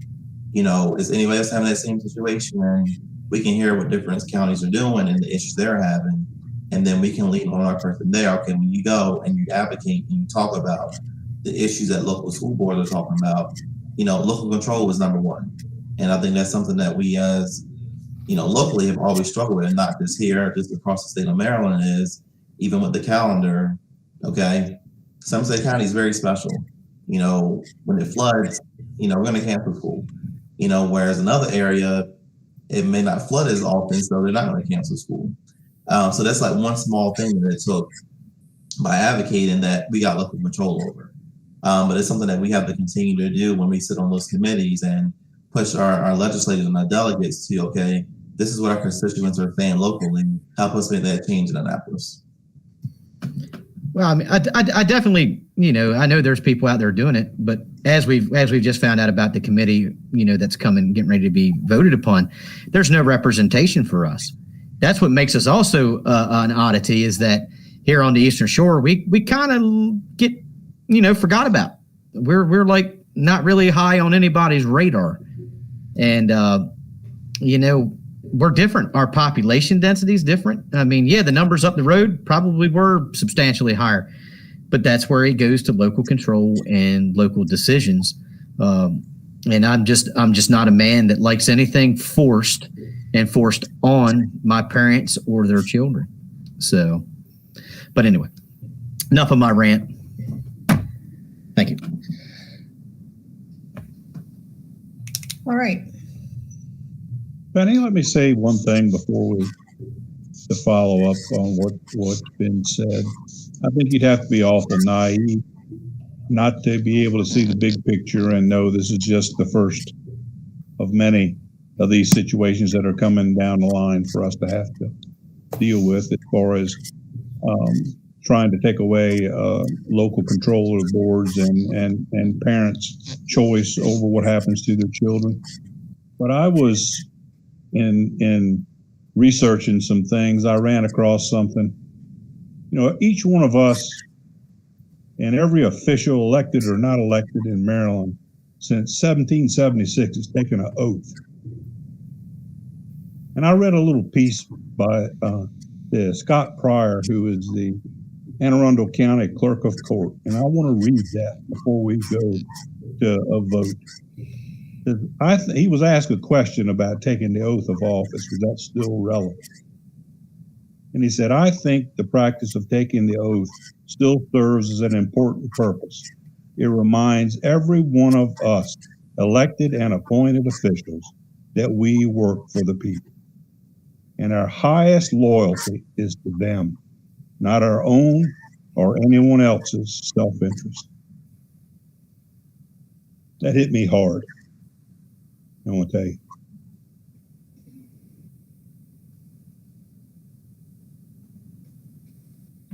I'm done.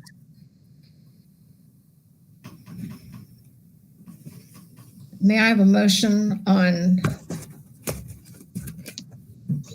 what's the number? On policy 228. That's a move. I need for you to make a motion as whether we're going to accept the policy or what. I make a motion to accept policy 200-28. Okay. Is there a second? I second that motion. It's been moved and seconded by Mr. Brittingham and Ms. Margo Green-Gale, respectively. All those in favor signify by raising your right hand and saying aye. Aye. Aye. Opposed? Aye. Aye. The motion is carried 3-2. Thank you.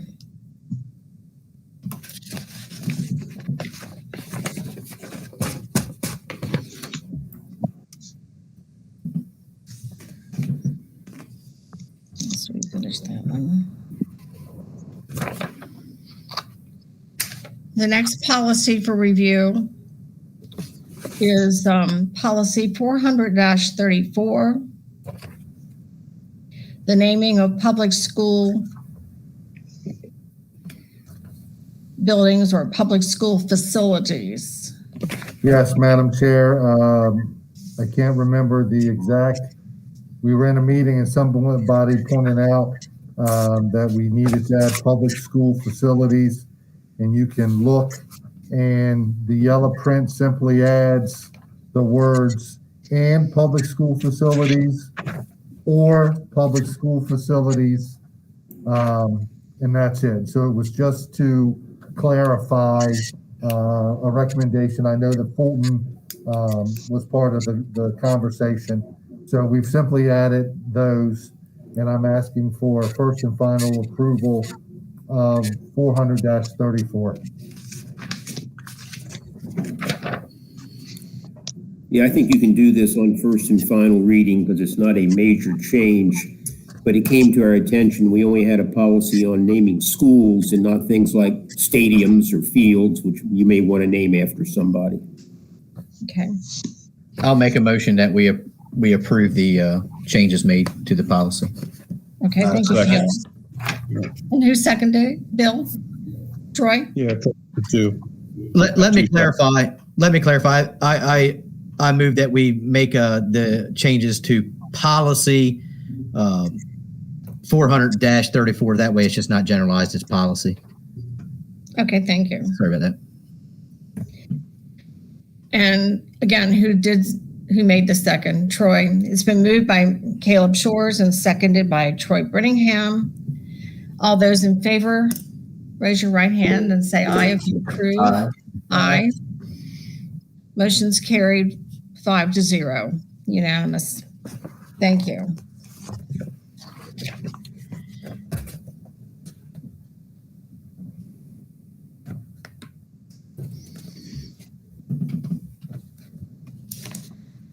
Did you already respond to the folks that wanted to name the court after Coach Morgan, John? Yes, I've been trying to get up with the main person and playing phone tag. Was it Lloyd? Yeah. Yeah. I mean, I thought about that, and I empathize with them. But you can look at some of the people, especially with that boys program that came, like Phil Rayfield, that came after them. You might have a younger generation that thought equally as highly of him for all Exactly. the things he did in Yep. the community. So. Exactly. Okay, next on the agenda is policy 612, student dress code discussion.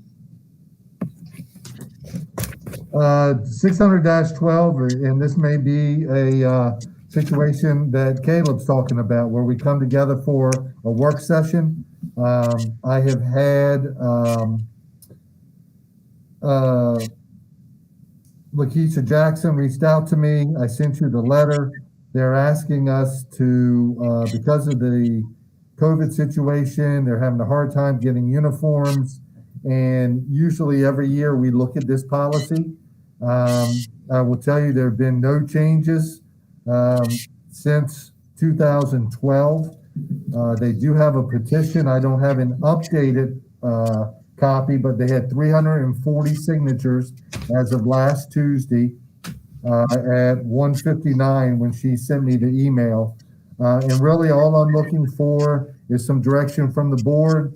Is it something that you want to revisit? Is it something you want to schedule a work session around? What would you like to do about the student dress code? I think I would have some discussion about that. I've been in contact about a few parents and who had, some discussion on what they feel we could do, some different ideas. I wasn't on the board when this was first implemented, but I did learn recently why it was implemented. And there's, positive and negatives on it. So I think we should definitely have a work session and just have some discussion on, what we can do. But I do appreciate the parents for, doing the legwork and bringing it to our attention for us to look into. Not everybody here, but Miss Margot enlightened us a lot at the meeting. She was the only person that was here. And I had a couple observations. One, the old adage, if it ain't broke, don't fix it. And it seems to be working now. And the other thing would be, I don't think we need too much more deep stuff to get agitated with while all our focus is on COVID and all these other things. But I would certainly be open to discussing it at some point. Well, I can email you all dates. We have to announce a public work session or a work session. It is a public work session. Folks do not have, they can come and listen. Is that correct, Fulton? Yes, they can listen, but they have no necessarily right to participate unless you wish to let them. Okay, but we need to announce that. So I will send some dates out so that we can all get together and talk about dress code. Does that work for everyone? Yeah. Okay, we'll run it as we've had in the past with a budget workshop. We'll follow that model. So that takes care of 600-12. Okay.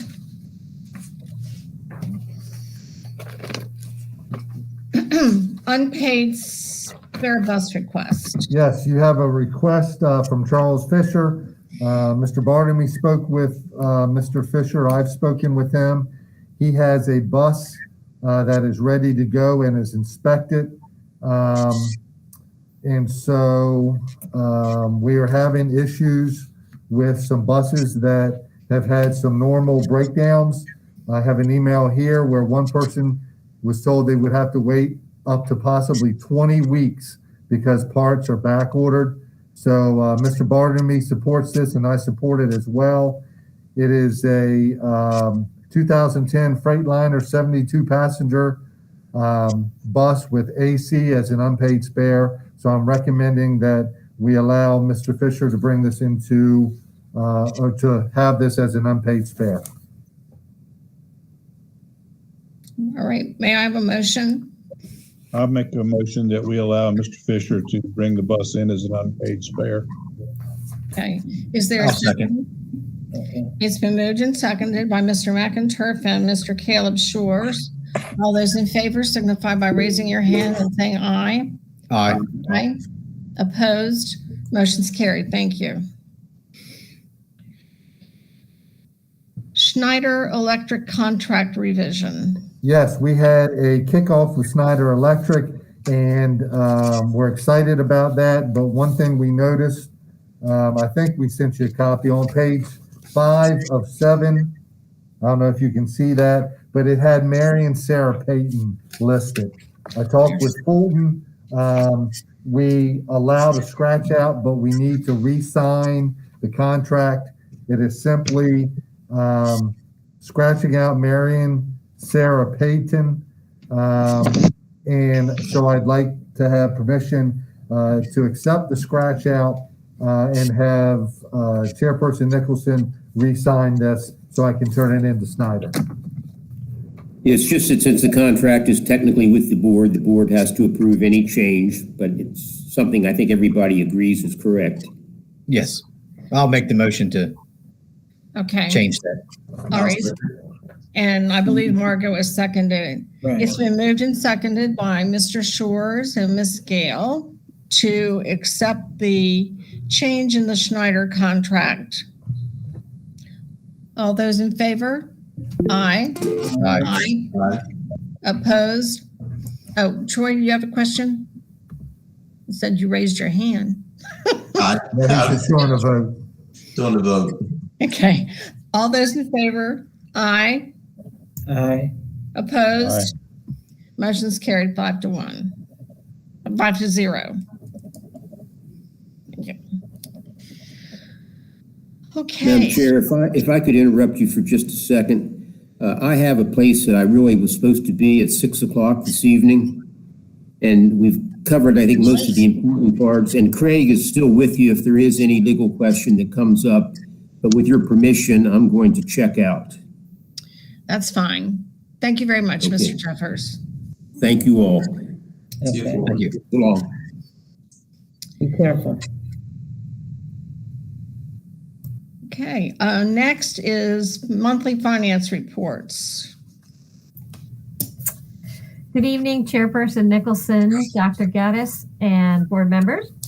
Good evening. Our audit is now complete. I have received the draft copy of the financial statements, and they should be completed on time to submit to the state by the state deadline of September 30th. Our carryover at this point is $1,059,425, which is about what we expected. So that went well, and we should be receiving our auditor's communication letters and things like that soon. Okay. In August, we spent $2,550,318, which is mostly salaries and benefits. September is where the real spending starts to happen because all of the staff is back and lots of stuff's going on in September. So the next month's report will look a lot different than this month. So any questions? Okay. I have a question on the sheet where you have the category, the August expenditure. Yes. You have office of the principal, CTE, and instructional admin are over. Right. Even though those expenses are encumbered, what's causing those overages? I knew that you were going to ask this question, Troy, so I'm prepared for this answer. Thank you. The office of the principal, that's a little bit over when we do the budget. We kind of have a base that we kind of consider.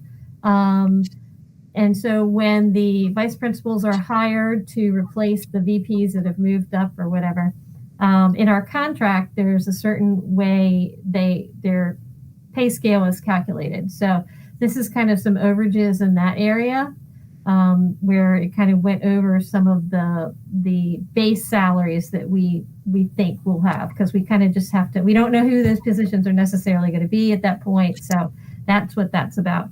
The CTE is over because we added a VP position over there. We did not have a vice principal there. We moved the guidance counselor from there and which would be in the guidance counselor salary is accounted for in the instructional salaries. So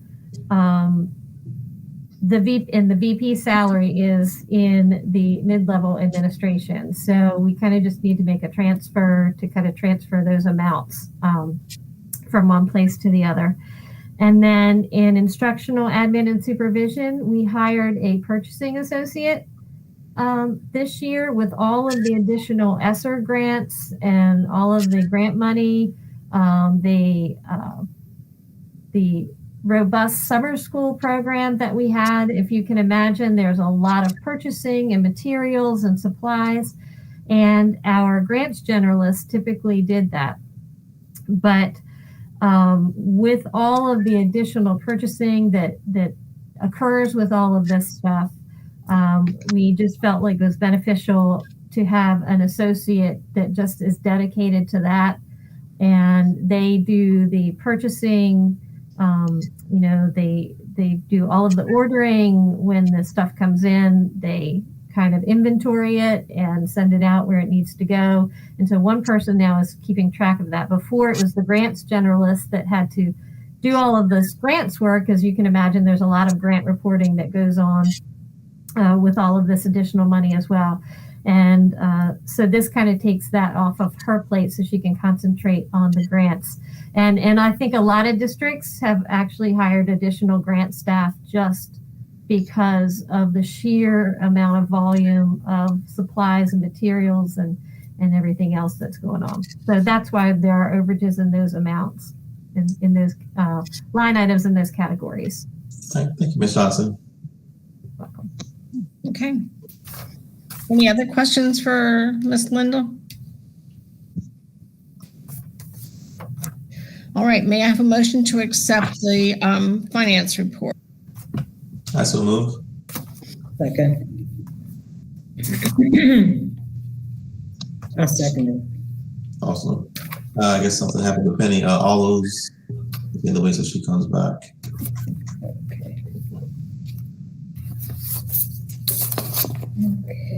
Looks like she hit the wrong button.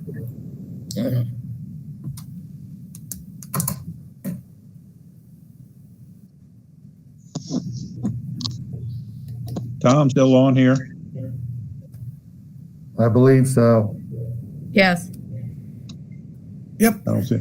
Hey, I'm just, while we're wasting time, I'm trying to just sitting here, decide whether I'm offended by your Nittany Lion logo on the front of your, They're number 4. Come on, they're moving right up the ranks. I'm back. All right. It keeps cutting out on me. All right. All those in favor of accepting the August finance report, raise your right hand and say aye. Aye. Aye. Opposed? Thank you. Motion's carried unanimously. August food and nutrition report. Okay, I've included a food service report in your packet, though we really only served 2 days of meals in August, so that wouldn't be reflected. Most of these costs that you see on your report are for our summer program and our summer school, of which we received reimbursement in September for that. So that revenue from that program would not be recorded as of August 31st. So, but I just wanted to include this for your information. Okay, thank you.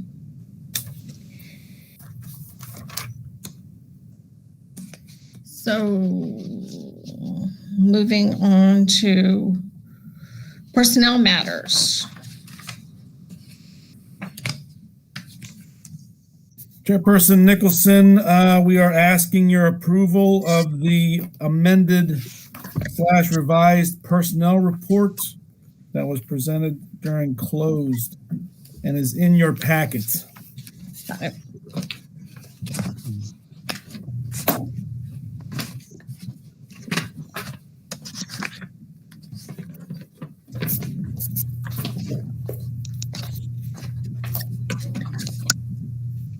All right.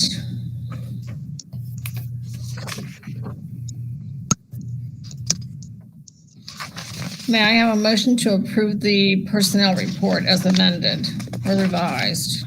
That's so moved. It's been moved and seconded by Mr. Whittingham and Mr. McInturf. Any discussion? All those in favor?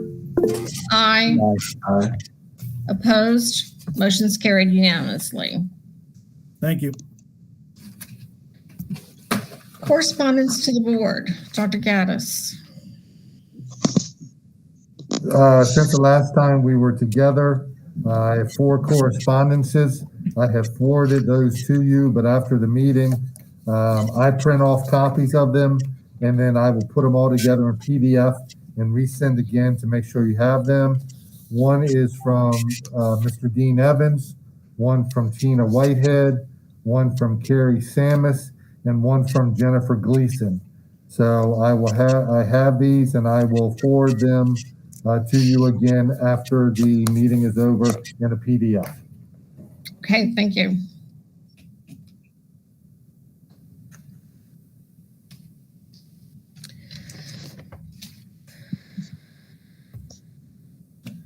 The Board of Education will conduct an open regular meeting on Tuesday, October 19th, 2021 at 4 p.m. to immediately consider voting to convene in a closed meeting pursuant to Section 3-305B of the General Provisions Article of the Annotated Code of Maryland. The board will reconvene an open regular meeting at 6 p.m. The meeting will be streamed live to https://townhallstreams.com/towns/Somerset County _PS_MD. Additional information can be found on the Somerset County Public Schools website. Student and board member, superintendent and board member comments.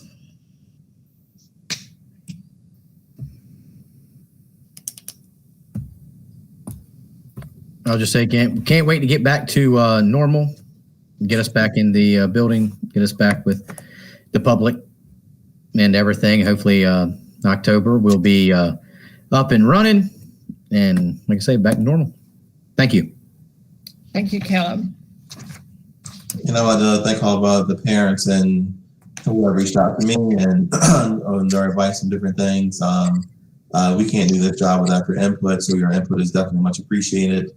And I hope to see everyone next month. Have a good evening. I hope I want to thank the parents who took the time to give their input tonight, and hopefully we're on the positive side of things. That I've been watching the numbers in the county and things, and you know, under the radar, we've almost cut the numbers in Somerset County by 50%. So that's a good thing. We're trending in the right direction, and Lord willing, we'll get there. And as Caleb said, be back somewhere near normal soon, I hope. Yeah. Margot? Yes, I think that we did very well tonight. We had very good discussions, and I think we're finally getting around to being on one accord and, you know, keeping our heads on straight. So I just want to say thank you for everything that was done tonight. It was very, very well carried out. And we just look forward to having our in-person meetings. Hopefully next month in October, we can try it again. Okay. Mr. Davis, do you have anything? No, other than that. Thank you. Okay. Well, I also share the hope that the mask mandate will be over. And I want to thank the parents that reached out, good, bad, and indifferent, to me. I do take some of the things that you say to heart. I wish we could please everybody, all of the constituents. We want to keep all of your children safe. I want to see all of your children back in school. And yes, I want to see them on the football field, the volleyball field, and the basketball courts.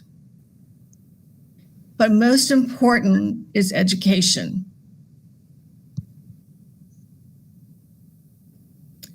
I will make some of my constituents' days good by letting you know that I am not planning on seeking re-election, and not because of any comments that you've made.